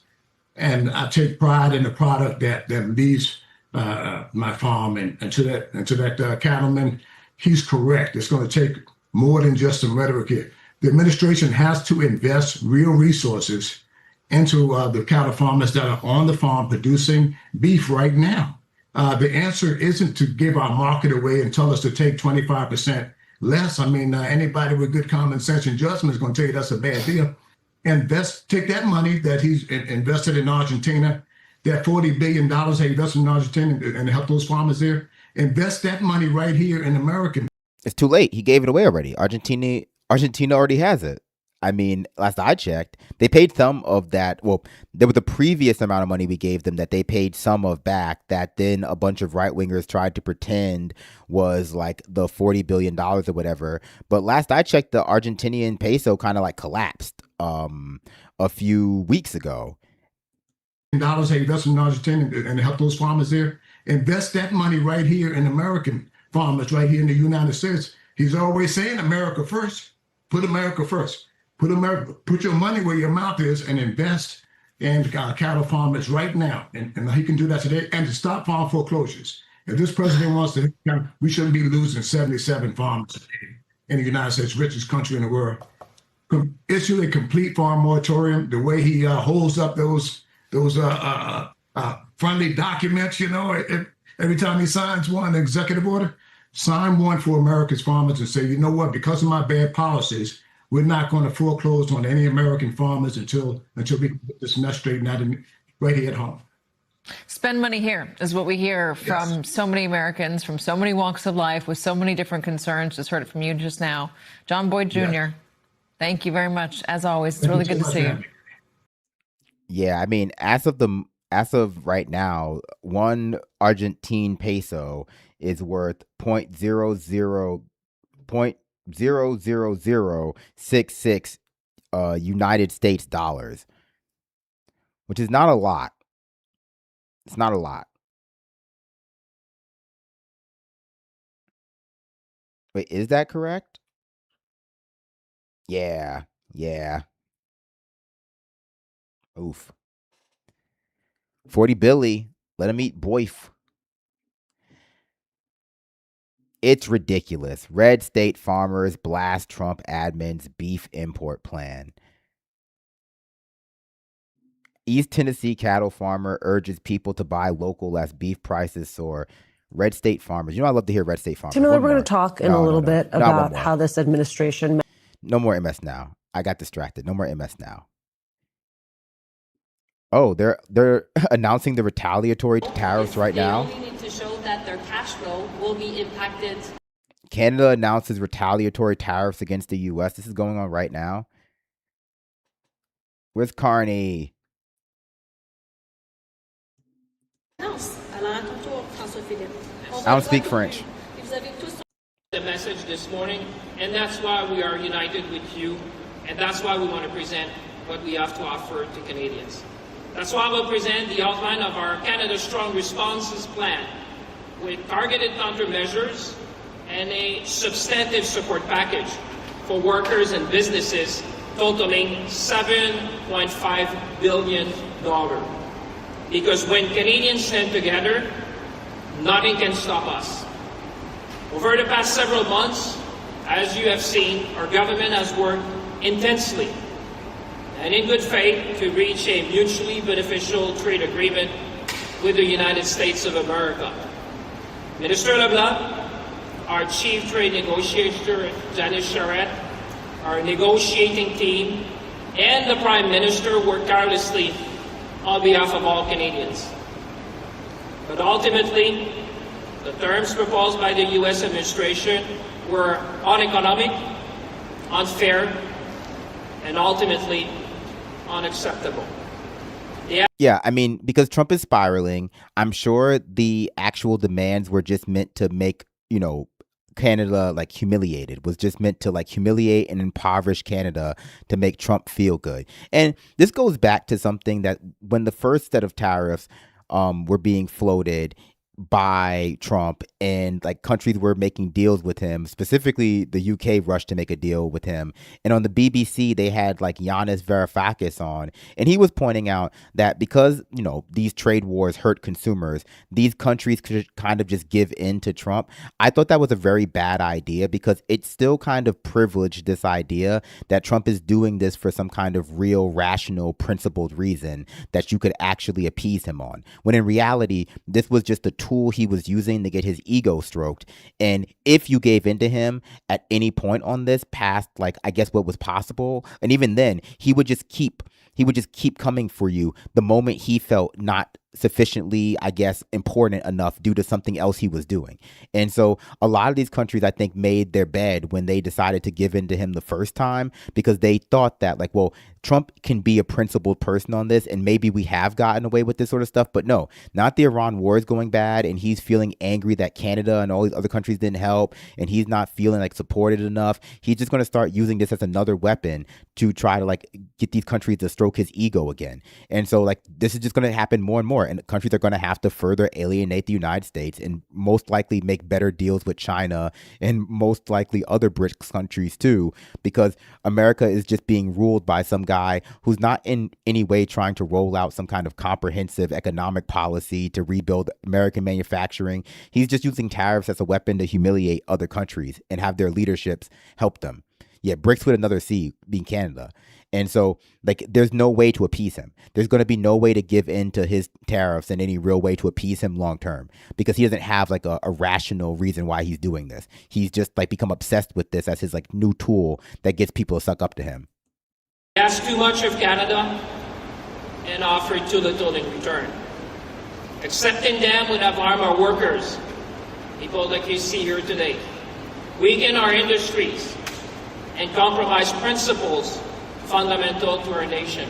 Monty94 says Trump at the last minute tried to add a clause to the agreement that Canada would have to run all other trade agreements we enter into by the U.S. for approval. So naturally the negotiations ended because that is ridiculous. Yeah, I mean, of course, because he wants it to be a sign of American domination and Canadian submission. And so that makes total sense, along with probably other irrational things he added because he feels bad about Iran and that people are making fun of him behind his back. And so he did something like that. And you just can't, there's just too much political cost to it. And I said that same thing when Yanis Varoufakis, not to like try to say I'm picking on him or anything, but back when he was saying like, oh no, they should give in, I'm like, no, there's going to be a point where there's just too much political cost to give in to him, not to mention that the demands won't stop. And yeah, the political cost of this would have just been too high for any particular politician to bear. Even the ones who are like Trump friendly, like Pierre Poilievre, are like, trying to stake out some middle ground position between like hating Trump and like totally calling for Canadian submission, because that's just not going to be popular. Other countries have nationalism too. Industries and compromise principles fundamental to our nation. So we stood up for our workers. We stood up for our businesses. We stood up for Canada.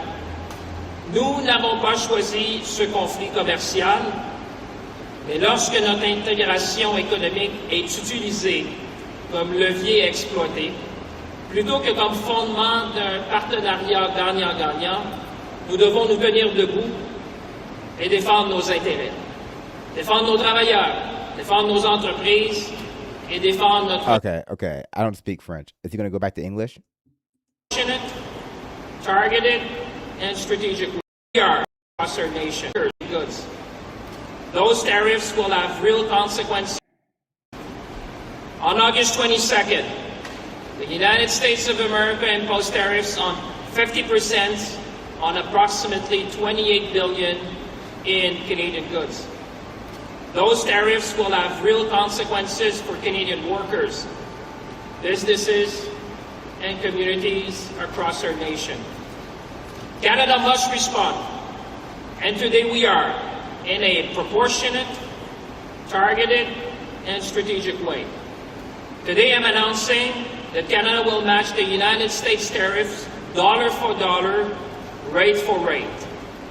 Effective September 8th, Canada will impose counter tariffs of up to 15, 25, or 50% on $27.6 billion in imports from the United States of America.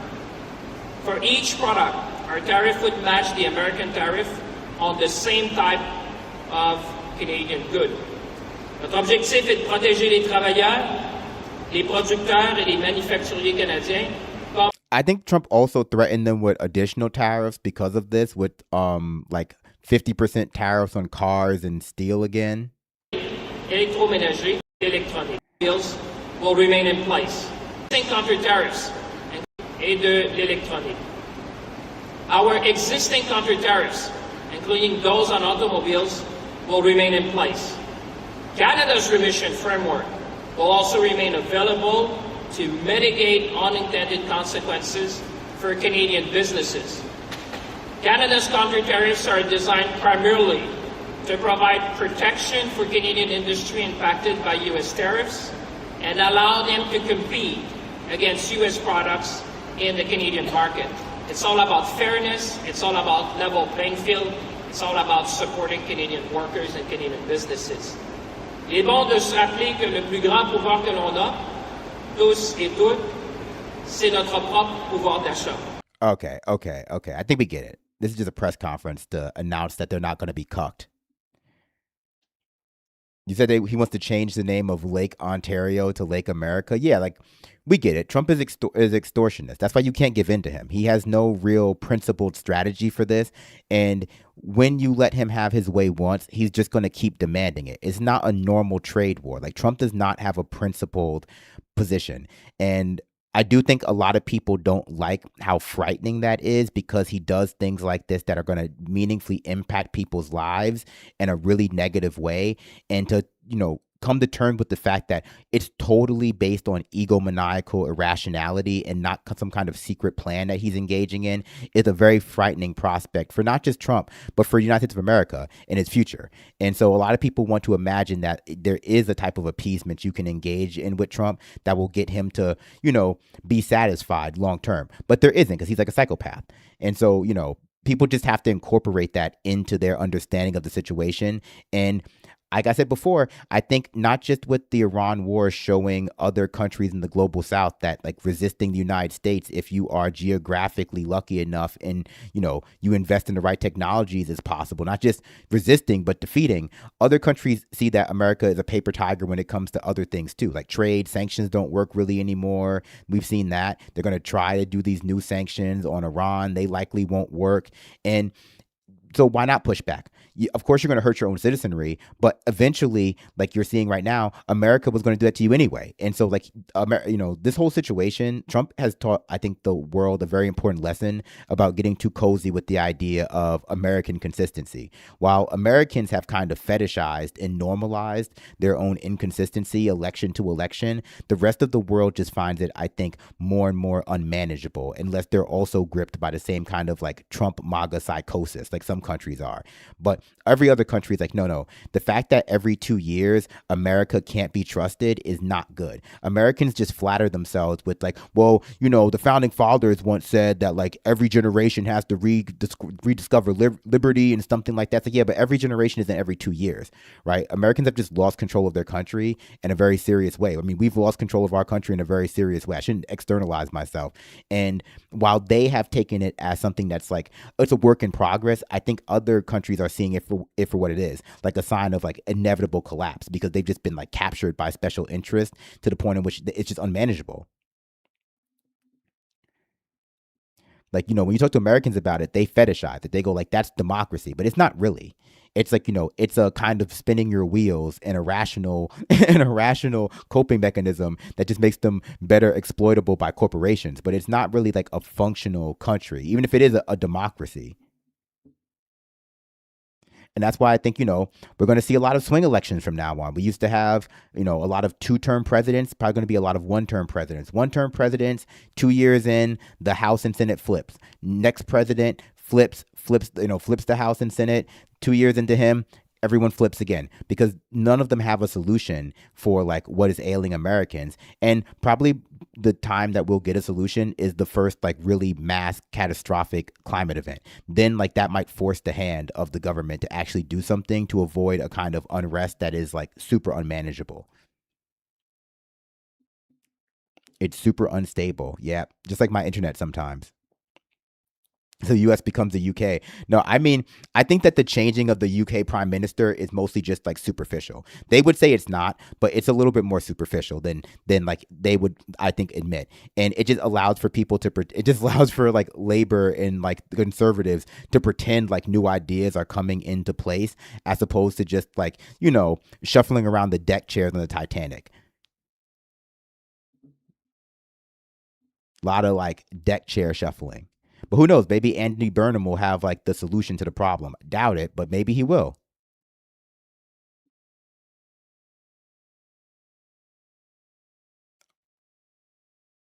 Ooh, let's do it. Let's do this, actually. Not the Canadian stuff. Ugh, yeah, sure. Yeah, let's do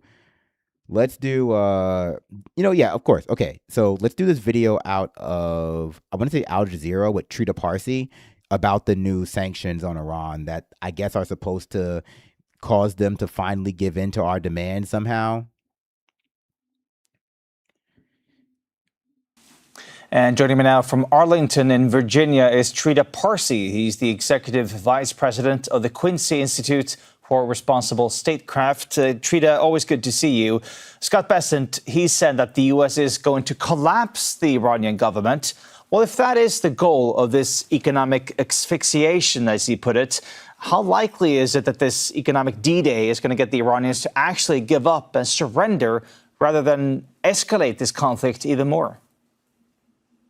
I find it extremely unlikely that this will lead to either the collapse of the Iranian government or that it will lead to their surrender in any way, shape, or form. The pattern that we have seen so far is that when faced with either surrender or escalation, the Iranians escalate. And they still actually have very formidable escalatory options at their disposal. In fact, they have escalation dominance. And this is particularly the case, mindful of the fact that Bessent essentially is saying that he's looking for their surrender. He's not putting forward any other demands. Oh, yeah. Sorry. I forgot to read this super chat. Half shark, alligator, half man. Thank you for the $10 tip. I appreciate it. Someone's going to be paying for my movie tonight. I'm definitely going to see Camp Miasma. If you can't be vegetarian, try to only eat locally sourced, ethical billionaire. Ugh. I am actually feeling kind of hungry. I have a poke bowl that I got last night that I didn't even eat because I just ate like a kind of shrimp tempura roll instead. I think I'll definitely have that. And to Trita's point, I would say that not only does Iran have escalation dominance, they have a coherent theory behind escalation that the United States is also lacking. And it just goes back to the point of Donald Trump not being a rational actor within our government. The United States simply can't escalate in any real way in Iran that would not like further sink us into some kind of economic collapse, obviously, but a quagmire, a military quagmire, while Iran is able to escalate in a lot of different ways. They could hit more oil infrastructure in Saudi Arabia. There's still plenty of that hasn't been fully hit. They could shut down the little bit of transit that's going through the Strait of Hormuz right now, because the United States is still doing some of their secret missions through the Strait. But of course, Iran could make that unpalatable. They could hit other countries and other infrastructure, like non-oil infrastructure, in the form of water desalination plants, which would make large portions of the Middle East unlivable. They could stoke unrest in other countries using their proxies. Iran has a lot of options, and the United States only really has two options. It has surrender or invade, either in a limited capacity or in some kind of more comprehensive capacity. We don't really have the resources in the region to invade in a comprehensive capacity, and a limited invasion would just result in a lot of American casualties. And so ultimately, we only really have one solution, which is the surrender, right? At least with the tools that we have in place right now. The sanctions aren't going to work, obviously. They weren't going to work before, but they certainly aren't going to work now. But yeah, we don't really have any escalation strategy. That's what happens when you start the war by bombing a school full of little girls. You can't help yourself. You just can't help yourself. Where are you going to go after that?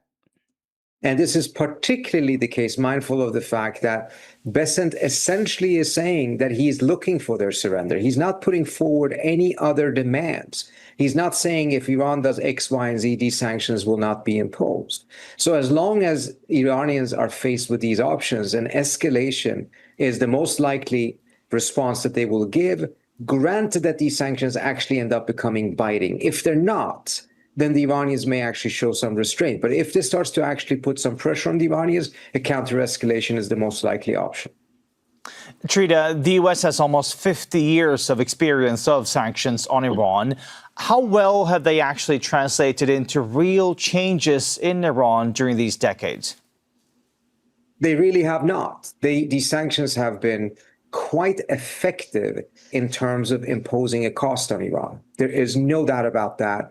In fact, we've seen clear evidence of how they have moved millions of Iranians from the middle class into poverty. But we have not seen any evidence whatsoever that they have been able to translate that pain into a desired change in Iranian key national security policies.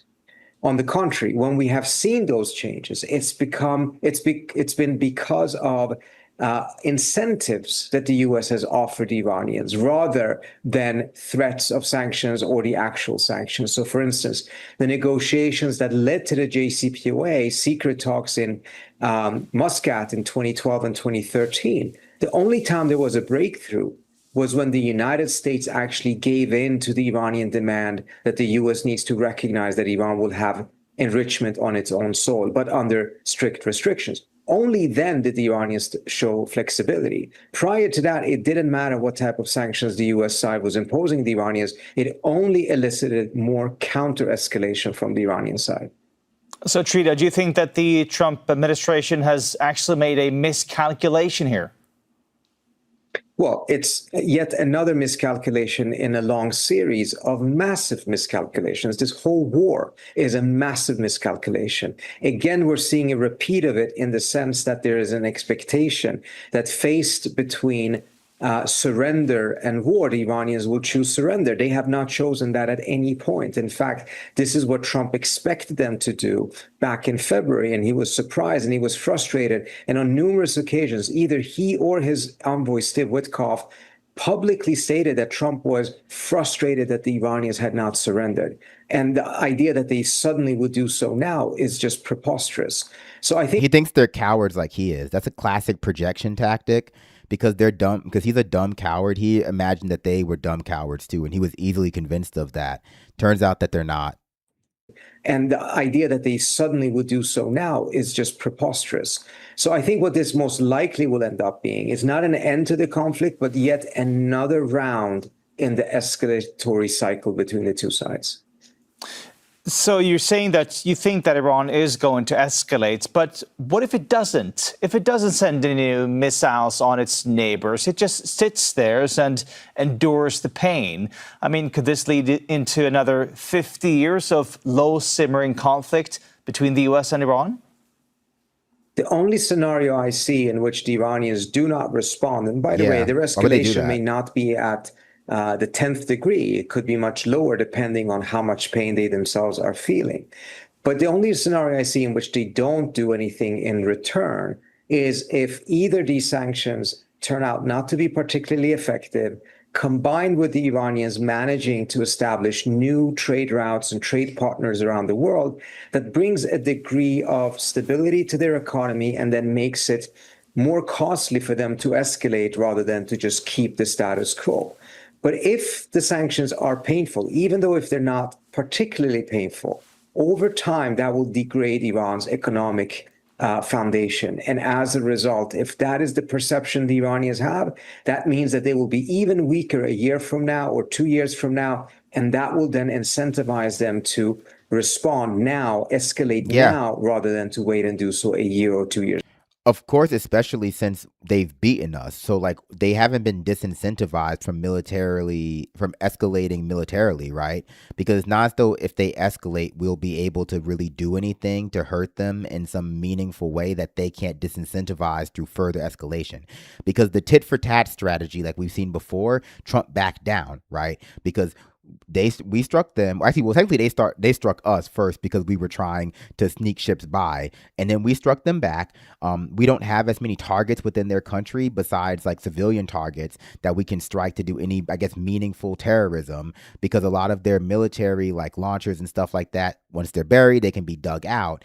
And so we strike them kind of indiscriminately. We blow up some of their bridges. We try to do terrorism. Then they strike our allies in the Gulf region back in Saudi Arabia. They hit a desalination plant, or they hit like the east wing of a liquid natural gas facility. And then like a Saudi prince or an Emirati sheik or whatever, Emirati emir, obviously, calls up Trump in a panic and goes, Trump, you have to stop bombing Iran, because if you shoot another bomb at Iran, they're going to blow up our water desalination plant. And then like, what are we going to do? We'll have to evacuate our entire country. They're going to blow up the bridge that leads to the mainland, and we're, Bahrain. How are we going to get, it'll destroy our whole country. And then Trump backs down. That's what happens. And so we've failed to our military escalation strategy because we simply don't have the ability to inflict the kind of pain on their country via an air bombing campaign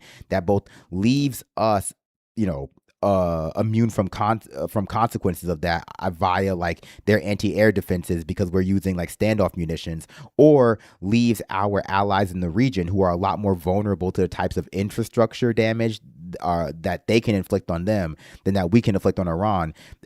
We just can't. It's just, there's no reason for them not to escalate militarily, which is why these sanctions don't really make much sense, because it's meant to just get the international community to help us help ourselves, essentially. But Iran is just going to strike back militarily, and Trump will be forced to back down on them. He's been forced to back down on all of these things. It really is just a matter where we've lost this war, and Trump is trying any strategy he can try to get us out of having lost this war. And when you look at it as a drowning man grasping for anything he can grasp onto to keep himself from drowning, or even to keep himself from appearing to be drowning to all the people watching, it makes way more sense, because none of these strategies actually have much of a capacity to turn this thing around. But right now he's at 0% win. And some of these strategies have the possibility to maybe get him to or I should say, some of these strategies have a 1% chance of succeeding, or 0.1% chance of succeeding, or 0.001% chance of succeeding. And that's better than no chance, I suppose. And so he just cycles through these incredibly unlikely to succeed strategies. Who knows what the next one will be? Probably some version of bombing again until they bomb back. Later. If indeed the U.S. is able to collapse the Iranian government like Bessent says he's going to do, what would that do to regional stability if there's a power vacuum in Tehran? It won't happen, so who cares? So I think it's important to first keep in mind we've not seen any historical examples in which a government was collapsed as a result of an air war, which is what we have seen for the last couple of months, or as a result of sanctions of this kind. So again, it's kind of betting on something that has simply not happened before. But let's assume for a second that it would happen. This would bring about a different type of a nightmare scenario, one in which instability in Iran likely would lead to some sort of a civil war, and that civil war would then spread instability throughout the region. This was the nightmare scenario that most countries in the region back in February feared, because very few of them expected that the Iranians would be so successful in fighting back. So the question was, okay, the US wins the war, but then what? Will there be chaos? Will there be a state collapse? Will it be civil war? So in the scenario that you're painting out, a scenario that I think is very unlikely because we have no historical precedents, it would bring us into a new, very, very different situation, difficult situation, not some sort of a clean victory that would allow the Trump administration to feel good about what they have achieved. Trita Parsi from the Quincy Institute for Responsible Statecraft. Thank you as always for joining us here on Al Jazeera. I mean, it just isn't going to work. But understand it's already not working. So Trump is just trying stuff. Trump is just trying things. Gosh. I appreciate all of the positive comments left on that Russell Brand video. I was mostly just joking about the people wanting me to stop. Well, I mean, I'm not joking. They exist, but I don't care what they want. They're objectively wrong about how weird the videos are. If they can't see it, that's their problem. Plus, again, like it puts money in my pocket, so why wouldn't I do it? It's, killing 3 birds with 1 stone, essentially. Shucks. And I'm also correct that if I stopped doing it, I would receive a lot of harassment about it. This is 100% in the hands of the Trump administration. They love that Israel causes chaos and they can pretend to be unaware. I mean, I don't know. Israel has kind of gone hands off on like the Iran situation. I forget if it was like Smotrich or like what high up member of the Israeli government or whatever said it, but they were just like, oh, we're happy with like essentially the way in which America is enmeshed in this conflict because they understand it too. Like all they had to do was get Trump to fire the first few shots, and that was basically all it took to get him enmeshed in this war, and then they could just rely on Trump's own personality to keep the ball rolling because Trump does not like to be a loser. Trump does not like to appear to have lost, and like if he starts this war, he basically has to continue this war, and that's what he's essentially being stuck in right now. The sanctions aren't going to work. The blockades aren't going to work. Either he will be forced to surrender or he'll be forced to invade. And Israel wants him to invade. And they're betting that he's way more likely to invade than he is to surrender. The nightmare scenario for them, which is the most unlikely scenario, because even if he did this, probably other members of our government would get involved. They might even impeach him if he did this. But the nightmare scenario would be for him to sign some kind of surrender peace deal with Iran. And because he can't get Israel under control, to go like, well, we're just not going to help them. We're simply just not going to help them when you like do your bombardment against them for like invading Lebanon, for doing their genocide. Like, we would prefer if you didn't, but we just, we can't help them. The same way that we signed a deal with the Houthis in Yemen and didn't like have Israel as part of that deal. And so they don't have a deal with them. We could do that with Iran. It just, of course, would not be allowed within our political system, but that would be their nightmare scenario. But it's just unlikely that that's going to happen. And they know that, right? They knew that that was the case. They expertly manipulated his own like narcissism. And so they don't really need to get involved.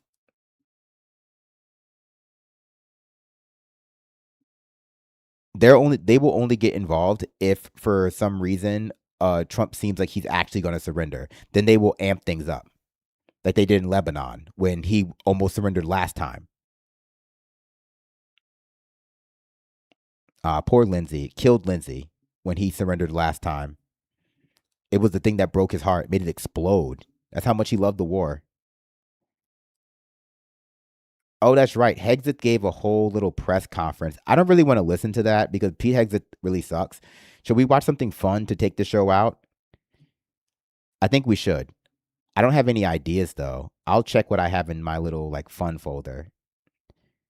Fun. Oh, I have this Glenn Beck clip where he talks to the guy who loves like Egyptian mysteries. I think he's trying to lean into this kind of esoteric content. Maybe let's check it out real quick. You know, Glenn Beck can be really boring, but this guy was really humble when he spoke to that. Talk about the book of Enoch, because up until we found the dead. This guy was really humble when he spoke to the Egyptologist. Yeah, sometimes I forget Glenn Beck is alive too. And you know how much I love the book of Enoch. We might turn it off if it's bad though, because Glenn Beck is kind of boring. Talk about the book of Enoch, because up until we found the Dead Sea Scrolls, we only saw it in Ethiopia. Thought it was, the Ethiopians made it up 200 years ago, whatever. We find the Dead Sea Scrolls, and we now know that Typical the book of Enoch is from the ancient times, but it's an apocrypha book. Yes, it's pseudepigraphical. It's pseudepigraphical, meaning that it claims to be written by a biblical author, but the authorship is unknown. Okay. So the Book of Enoch was rediscovered in 1773 by the Scottish explorer James Bruce of Cunard. This, by the way, is a collateral relative. James Bruce of Cunard is a collateral relative of the illustrious Robert the Bruce, who led the Scots to victory in their War of Independence against the English in the early 14th century. So the word is pseudepigraphical. Pseudepigraphical. It describes a writing that is falsely attributed to an author who did not actually write it. Pseudepigraphical. I think it's important to look up words that you've never heard before. Like, I've never heard that word before. Robert the Bruce was also, incidentally, a Freemason of the Scottish Rite. And I think he was looking for the Ark of the Covenant. So he went to Ethiopia, and he discovered in Ethiopia, he brought back to England a copy, because he brought two copies back to England. One he delivered to the King of France on his way home. Two copies of the Book of Enoch, the Ethiopic Book of Enoch, which is called First Enoch, and it's written in Ge'ez, which is the liturgical language of the Ethiopians. And it turned. I'm sorry, this is boring. And the new Pearl video, which we're not going to watch, the title made me laugh. It was just called Hag Maxing, Trying to Date at 40. And the video before that is entitled, I think I told you about this one. It's entitled Laughing at Women Getting Dumped. More men should abandon their kids. Gosh. She is so funny. Hag maxing.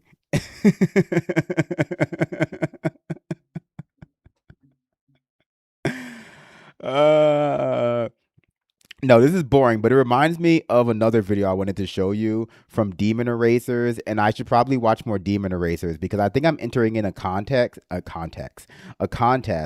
that involves like finding the best people online, and I think I might enter Demon Erasers as my entry into that contest.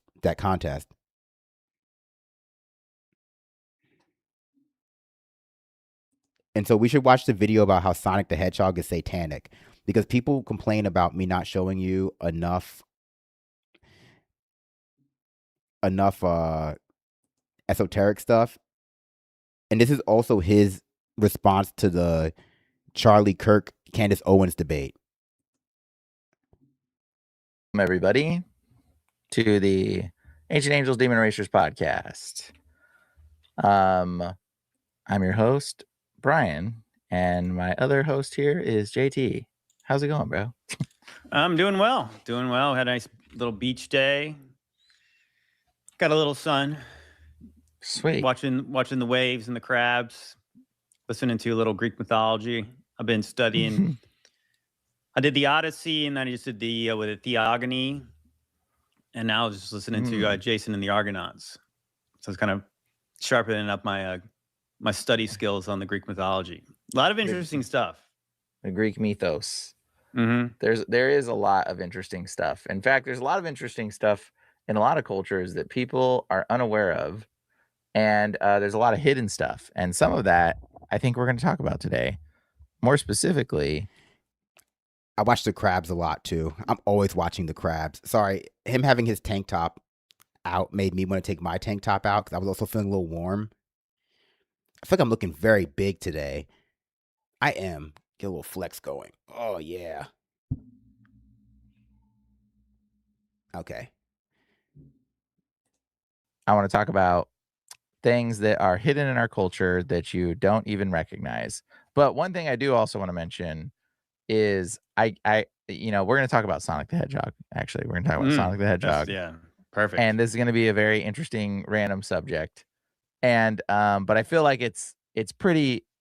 I feel like video games and this stuff in our culture is like everywhere. But there is one thing also I wanted to mention before we bust into the occult origins of video games and more stuff related to Sonic the I thought he was going to say before we bust into Sonic, and I was like, that's a whole different podcast, but there's definitely one podcast entirely about that. Into the occult origins of video games and more stuff related to Sonic the Hedgehog. There was a video of you say shirtless stream, but I don't know what you imagine that you would be missing me taking my shirt off right now. Because what you don't understand is that my pecs are so large that you would just see more pec. Like you wouldn't see anything different. Like, this tank top leaves nothing to the imagination. It would be way trashier, but you wouldn't really see anything different. Of Candace debating that was so profound, and it is something I want to bring up.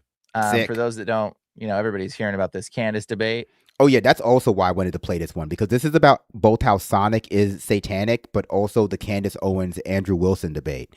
So I wanted to see how, like, conspiracy theorists think about it. Oh, you wouldn't see my nipples because, like, my pecs are so large that my nipples are, like, you would have to, like, my head would have to be out of frame. And it is something I want to bring up.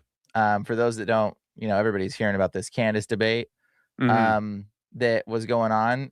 Like, this is it's so fascinating that this slipped through the cracks.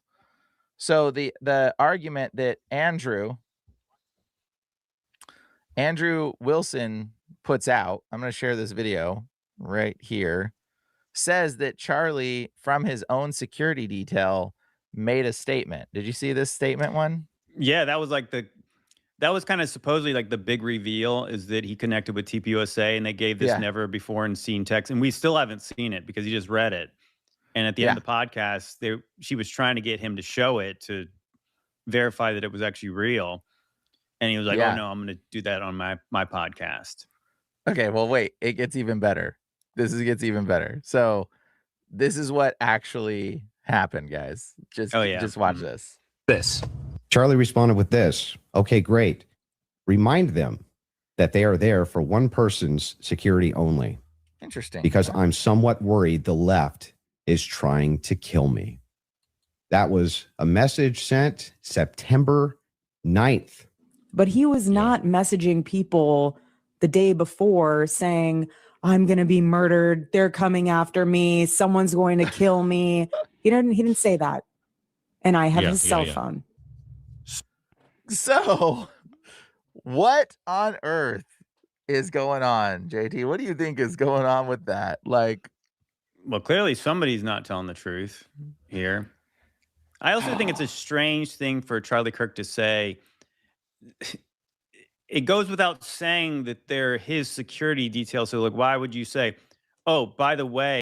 I was also thinking that. I'm glad he's asking that because it is a really weird thing to say. But you'll have to remember that Charlie Kirk's security was terrible, right? Because one of the things that came out, and I think this is actually the truth, was that they knew about this unsecured roof door that might have been used by the shooter, and they just didn't secure it. Like, it came out there with like a series of text messages between, oh yeah, on the Sean Ryan show. The head of security himself showed this on the Sean Ryan show. He showed that he had sent text messages to like the head of like the campus police department after the shooting because they had gone back and forth saying something like, oh yeah, there's an unsecured door. We should have someone at that door. Like, yeah, we should totally have someone at that door. Then after the shooting, after no one actually accounted for who was going to put someone at that door, he was was just like, WTF, dude. It was just like, what the fuck?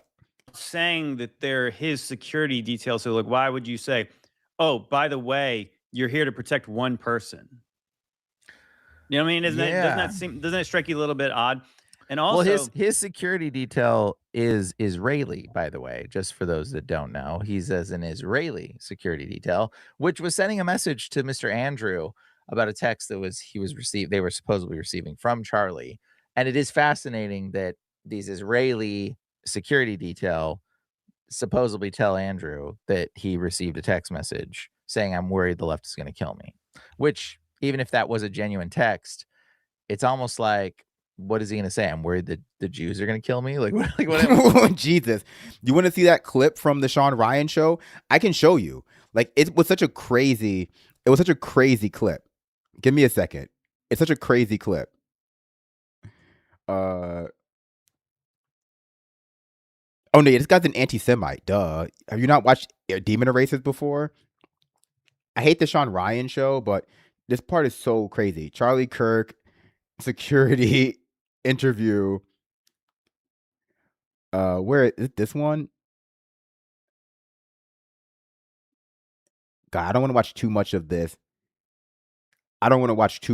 Because like Sean Ryan show is incredibly boring, but like this part, it hand signals. No. Just give me the text messages.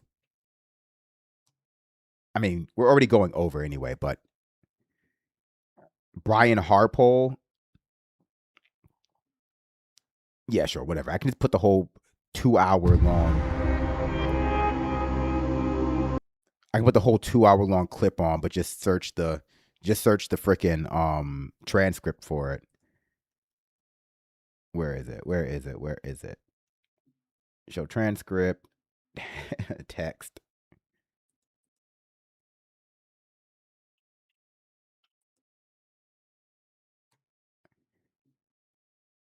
No. Drones, Overwatch, and Day of Security setup. Is this what it is? Let me see.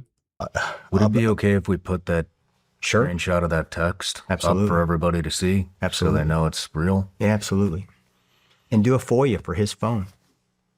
What? That's a good idea. Do a FOIA. Do a FOIA for his phone. This guy's not Israeli. I don't think he seems Israeli, but I guess I don't know. And he sounds like he's from Tennessee. Put out so everybody can see them. Do a FOIA for the communications for days leading up to it. Do it. And the truth's like a lion. You set it free and it'll fight for itself. Oh, here it is. Okay. Was the building in front of the Lucy's. And for edification, the Sorensen Center was close to where correspondence went. On Monday before, this correspondence went to Chief Long. Hello, Chief Long. We received this message today from the student group. There is a student roof access pretty close to where CK will be set up at the Utah Valley. The Sorensen Center has a couple of staircases that go up to walkways on the roofs. He comes back, and for edification, the Sorensen Center was the building in front of the Lucy Center. And so he comes back and he says, you want access to the roof. And came back and said, I was told students have access above us. If this is true, it would be nice to either have it controlled access or allow one of my guys to be there as well, if possible. He comes back and his last correspondence was, I got you covered. The face he makes there. But bro, and I said it at the time too, you're the head of security. So you should have verified this. I got you covered. I got you covered.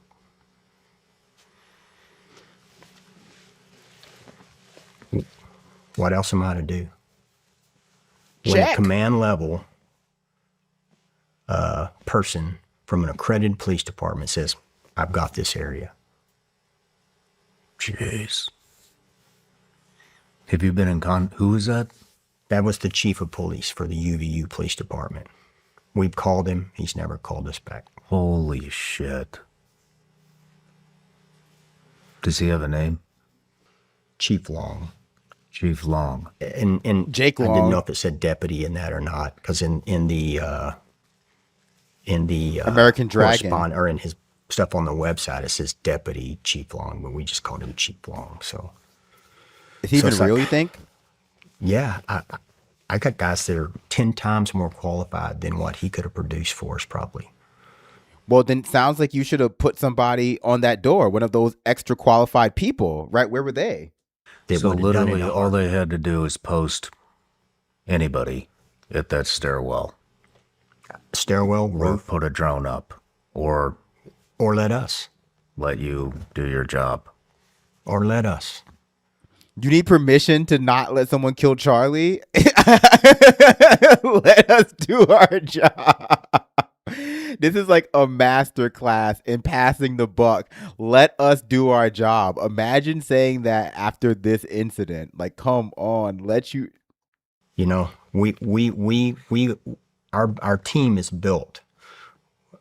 Would it be okay if we put that screenshot of that text up for everybody to see? Absolutely. So they know it's real? Yeah, absolutely. I'm sorry. I misrepresented what was in the text message to make it sound worse than it was. I like to think that, that hyperbole was mostly as a joke, and it still seems very bad. Absolutely. And do a FOIA for his phone. Why? That's a good idea. Do a FOIA. Do a FOIA for his phone and have those records put out so everybody can see them. Do a FOIA for the communications for days leading up to it. Do it. And the truth's like a lion. You set it free and it'll fight for itself. One of my favorite sayings. You think security was harassing a small counter protest of queer students? That would be crazy. I guess then the left did kill Charlie. But let's hear more about this. What else is he going to say? Well, it's kind of weird. Again, like, you read this, you are gay. LMAO. So let me just ask you, JT, for somebody that's supposedly gay, do you think they would make a gay slur against another person as an insult? Like, doesn't that just seem so counterproductive? Like, I don't imagine a gay guy being like, oh, if you do that, you're gay. Gay people don't use gay as a slur when they are gay. So why would he use this as a slur term if he was himself gay? Okay, well, sometimes they do. I'm going to tell you that for a fact. It doesn't make it right, but sometimes they absolutely do. If anything, they might have even used a different slur if it was like, I'm just saying. If you read this, you are gay. LMAO, he says. So what do you think that's about? That just seems really inconsistent, doesn't it? Yeah, it doesn't really seem like it makes sense. Yeah. But, This is what I mean when I say like people's personal logic supersedes like reality. Could you imagine thinking that like gay people don't use gay as a slur? Like, what are you talking about? Like, they say worse. Like, of course. It doesn't make it right. I mean, it depends on the context, but like, of course, don't be stupid. This is like black cop discourse. Like, how can cops be racist if some of them are black? But yeah, the whole Andrew Wilson thing was kind of interesting in itself. But yeah, the whole thing where Candace was showing some of his old tweets where he was saying that Erica Kirk was too retarded to be involved in some kind of assassination plot. That really became like I think lightning rod for that whole debate. Everyone has like zoomed in on that exact particular moment. And I mean, it did make him look foolish. Some kind of conspiracy. And then eventually then like he's going into TPUSA and he's giving her a hug and stuff. You think that she wouldn't really want anything to do with that sleazeball. But yet that was the guy they used to. That's the only one they could go debate Candace Owens. It's kind of like, is that your king? Is that it? Is that the guy? I mean, he just seems like a prostitute for money. Like I truly can't believe that if you do listen to the Ortho Bros when they talk, they're typically staunchly against Zionist propaganda. So then why would he be supporting a boss babe? I think Candace, rightfully called. Damn. Like, who's the OnlyFans girl now, Andrew? It's crazy how you can totally humiliate yourself in the eyes of casual people to that extent so quickly. Like, not to borrow the parlance of the PBD show, but everyone is like looking at the Andrew Wilson stock as a sell now. That's crazy. He's like, Erica has Andrew Wilson like walking the block, but the block is Candace Owens' podcast. Called that out. It seems inconsistent that if you're promoting trad wives, like why would you promote Erica Kirk and then why would you promote TPUSA at this point? Unless this talks. Yep. Here's a big bag of money. How about you say this? And he's like, yes, ma'am.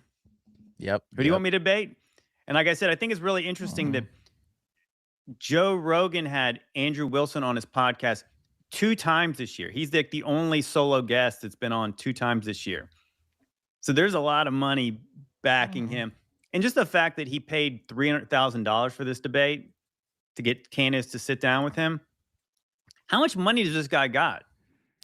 Honestly, this is along with the PBD show, but I would say even more than the PBD show. This is the closest we're going to get to hearing like actual normal people talk about the debate from their perspective. Like, I think this is like what the actual like normal person who would have watched the debate would have thought.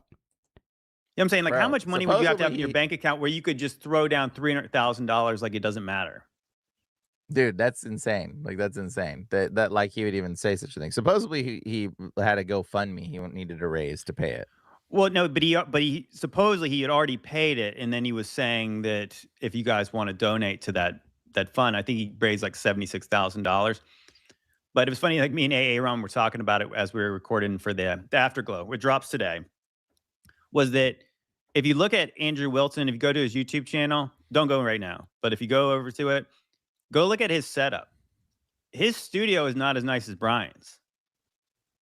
So if you got $300,000 just to burn and you literally stream and debate for a living, wouldn't he have like a really nice studio? Well, it's not his money. That's the thing. That's what I'm saying. That's what I'm saying. That's so funny. They're like, this guy lives in squalor.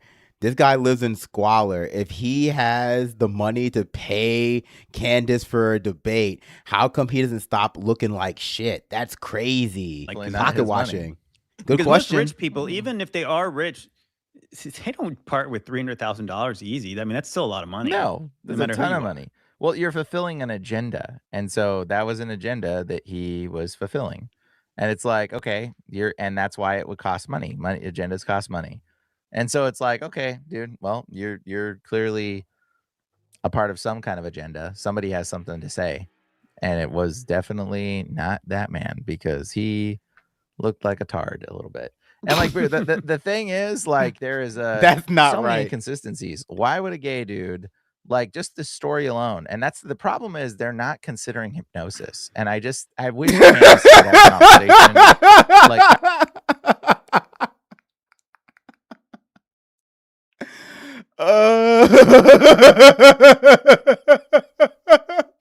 that sequence was crazy.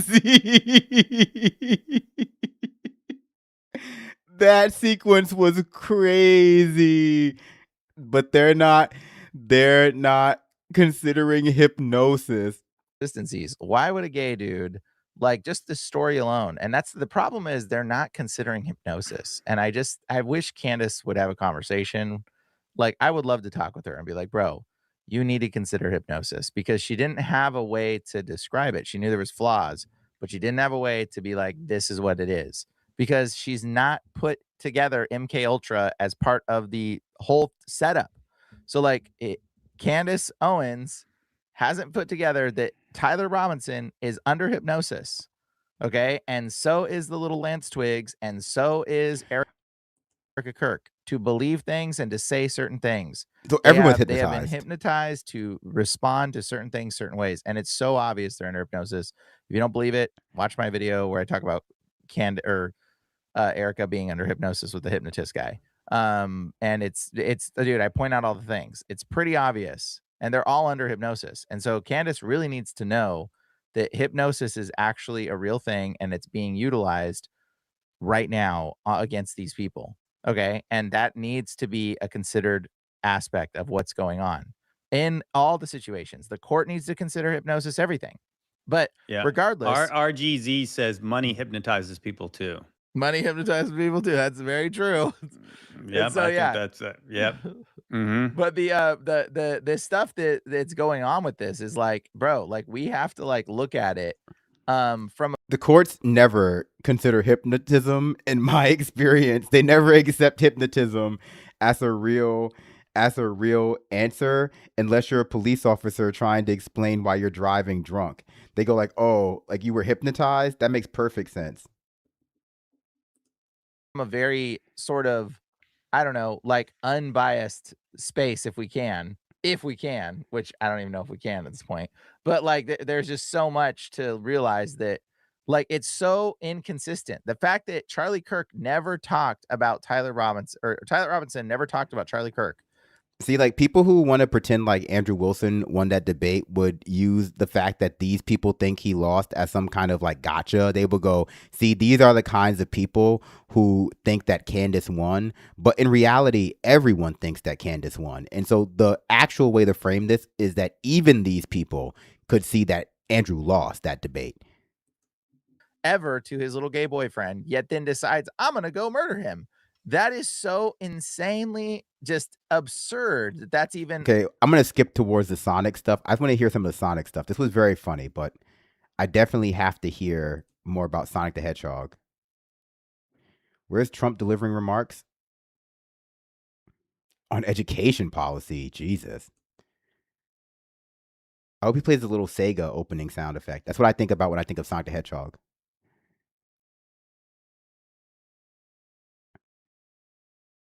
Let's talk about Sonic the Hedgehog. Okay. Perfect. Dude, there's so many subjects I want to talk about, but I'm going to just start with this one. Let's talk about Sonic the Hedgehog. Okay. So, JT, did you know that Sonic the Hedgehog comes from something much, much older called Zoroastrianism? Have you heard it? Oh, you're going to say it came from the Jews? You mean Zoroastrianism? No, we'll get there. We'll get there in a minute. But we're gonna, not quite. But this is I'm the not Sonic saying the you Hedgehog like logo. you've become George Tsoukalos. Have I? I'm not saying it's the Jews, but yeah, exactly. Not saying it. But bro, look, it could be. Yeah. It could be. So this is Sonic the Hedgehog's original logo. Look Is at it because like Dr. Robotnik has like a Polish sounding name? With the wings and everything. This is the main image of Zoroastrianism. Okay, look, the wings. And he holds a ring in his hand. And there's rings, and he collects rings. He's like coming through a portal, through a ring portal, right? Bro, this is Zoroastrianism. Isn't that fascinating? That is. Zoroastrianism? Which, by the way, you're like, huh, that's strange. But do you know what? It gets even more strange. Did you know that hedgehogs are considered satanic? Did you know this? No, I'd never heard that before. Yeah. So in English folklore, Satan is described as turning into a hedgehog. What? Yes, English. Mr. Hedge. Folklore hedgehog myths. And now here it gets even more interesting, okay? The devil. Let me put the devil. So what happens is folklore hedgehogs were closely linked to the devil. Look at this. In English and European folklore, hedgehogs were closely linked to the devil and dark magic. People feared them as witches' familiars, like witches would turn into them, or shape-shifting demons, leading to widespread persecution and parliamentary cults during the Middle Ages. Literally. The hedgehogs were persecuted? The hedgehogs were persecuted, bro. They were killed. They killed. There was hedgehog hunting. That's things. sad. Hedgehog hunting parties because they thought they were witches, bro. Crazy. They thought they were familiars, meaning like they could like transform. It's like it's like a what do they call them? It's like a skinwalker. Yes, like his friends with skinwalker. Sonic, friends, Knuckles. Do you know what Knuckles is? Echidna. This is Sonic's friend Knuckles. This is his little buddy. He's like a red guy. Yes, he had. What is he? What is he? What is Echidna? I mean, What is he? Is he a fox? He's an echidna. An echidna. Oh, that's weird because we were just talking about that. Right? That Paul was dropping some knowledge about Greek mythology, and echidna had offspring with Typhus or Typhon, who's like this giant demon thing. No, Typhus is that guy who sometimes fills in for Greg Gutfeld on the 5. No, I know that's Tyrus. Don't tell me I'm wrong. I know that's Tyrus. It lives in the earth, and they created a bunch of monsters. Yes. So this is what an actual echidna is an animal, but the original mythos of echidna is the two-tailed mermaid thing, bro. It's the crazy. mother of all monsters. This is what you were just talking about. Yeah, That's the echidna. So, bro, he's literally, and that's the Starbucks logo. the star, yeah, just like Star Fox, but Starbucks, right? So, like, when you look at this stuff, Star Fox is it's so Nintendo. correlated with all their mythos into a stupid little video game where a hedgehog represents Satan. And they're like, how can we make the hedgehog be a hero, even though everybody in old time thought the hedgehog was demonic? And the echidna, which was another word for the mother of all monsters, which that's what freaking, it's Sonic and Knuckles are echidna, which is the mother of demons, and freaking Sonic is Satan. That's literally what is in this video game. And it's covered with all kinds of like esoteric stuff hidden in it. And it's literally tethered to Zoroastrianism, which is tethered to so many other video games. He's just not going to get that right. I mean, we all stumble over our words, but you got to get it right at least once. Zoroastrianism. Stuff. Isn't that crazy? Yeah, that's wild. What about Tails? You want to hear about Tails? I think Tails was a little bit before. Oh, Aster. It's Zoroaster. It's Aster Zoro. So it's again, it's an homage I guess to not. Zoroastrianism. Like, is that not fascinating? Because it's like, and then the hedgehog, get this. Hedgehog, so Sonic is Star Fox, which is Zoroastrianism. It's this term, Zoro, Fox, and Astra, star. Okay? So not only that, but there is this correlation here along with the Star Fox thing, but which is again another video game. But there's also a thing that Star Fox is that Sonic is friends with. Sonic friends. Knuckles. Do you know what Knuckles is? I'm sorry. This guy plays Sonic. Yeah, I wonder what he thinks about the gameplay. Like, how does the gameplay fit into this particular theory? Like, do you think that it's like coherent ludonarratively? Samson does what? You go ahead and tell it. He's been frozen for a while. Some kind of a torch on. Another component of it. They collect these little soul crystals, and these soul crystals in this Chaos Emerald. And then they're going to give this person 1,000. I don't even know. I mean, you killed the hedgehog that was eating bugs. You're an evil person. So I don't know. This is just kind of, will dominate the Aramu Mazda prevail. All the universe will revert to its pure state in the soul trap. There's another component of it. They collect these little soul crystals, and these soul crystals in this game. And there's correlations with the soul crystals connected to chakras. Oh yeah. So it's like they're like been a long time since I played that game. Long time. Yeah. But it's just so fascinating, the little secret hidden occult crap that they try to like put in all of our stuff to like basically normalize you to it so that you don't recognize it when it's there, or you think that it's normal, you think that it's acceptable, you think that this is a normal thing, and it like these kind of behaviors and this kind of occultic stuff, whereas people back in the day would see this stuff and be like, yeah, that's evil, or that's magic, or that's witchcraft. But now we've just like put it in our games and everything that we just think it's normal at this point. So I just thought that was, I mean, I don't think anyone thinks a blue hedgehog running really fast is normal. They just think it's fiction, right? Because, the way he says it, people would accept hedgehogs just walking around talking at you as though that's normal. You know what I mean? Where like if the devil came back as a blue talking hedgehog, people would accept it as normal. But no, they just think it's fiction because it's not real, right? So I wouldn't say it's normalized. It's just okay to depict in fiction. You know what I mean? Right? Like that's not really the same thing. It's very fascinating coming across, looking into this stuff. And like, indeed, you know, what's interesting, Brian, we talked about the Ninja Turtles on, was it Mixtape like 2 weeks ago, I think? Yeah. And yeah. and I remember I sent you that message. I can't remember if you responded to it or not. That Jay Dreamers said that in the third Ninja Turtles movie that they go to Japan and people think that they're kappas.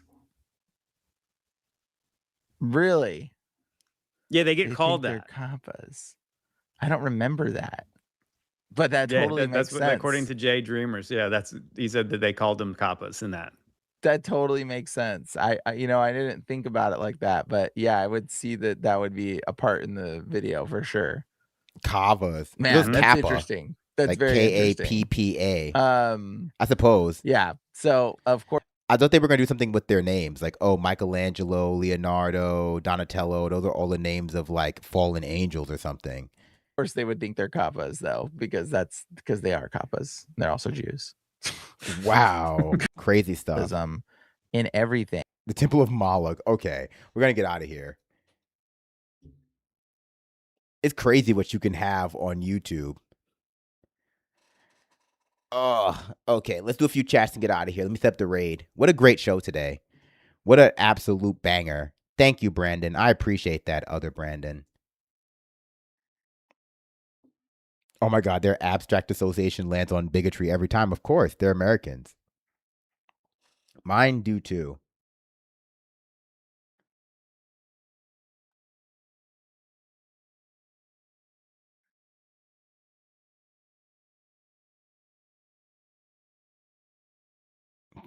Ooh. People love the Russell Brand videos. We're never going to stop. I wish that British court cases were public so that I could go to the court and stay in the court and watch it. I might go and just report from outside. Maybe just see if I can see him. Would you pay for that? Would you pay to watch me go to the UK? It's not very expensive. So technically you'd be paying for it either way, since you guys give me donations. You should definitely think about liking the stream and subscribing before I raid you out of here. Look at how generous I am. Frank Morningtree, thank you for your subscription over on Prime. I appreciate how generous you are, but look at how generous I am by raiding you over to the Majority Report so you don't have to go yourself. Some of you are like, I don't want to go over there, Brandon. That's fine. You can turn off the stream anytime you would like. But you should like the stream first. La la la la la. We are going to get out of here.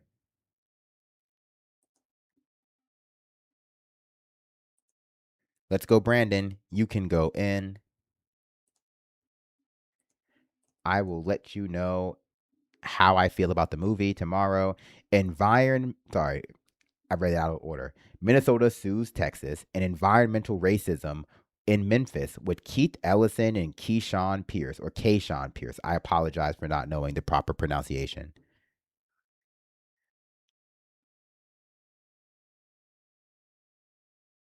Have I missed any of your beautiful super chats? No, I have not, but I appreciate it. Fun times. I appreciate you saying so.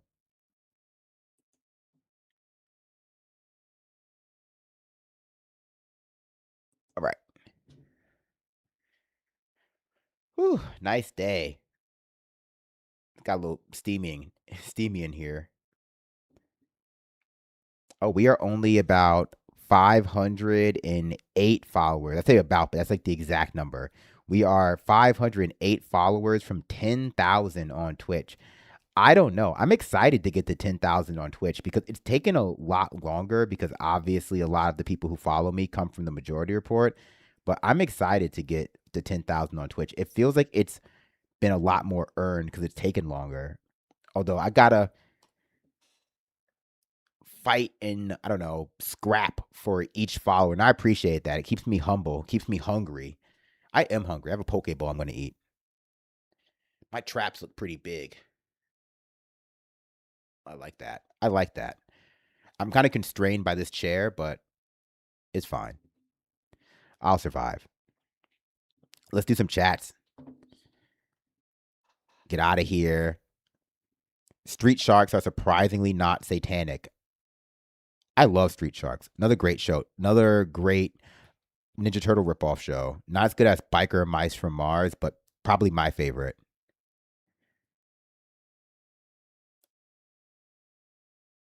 Turn on your fan. I didn't feel like it. And then it's not really that warm. Just too warm to have on that velour jacket the entire time.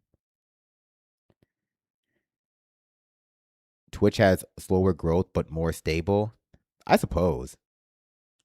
Biker Mice from Mars were anarchists. I hope not ANCAP.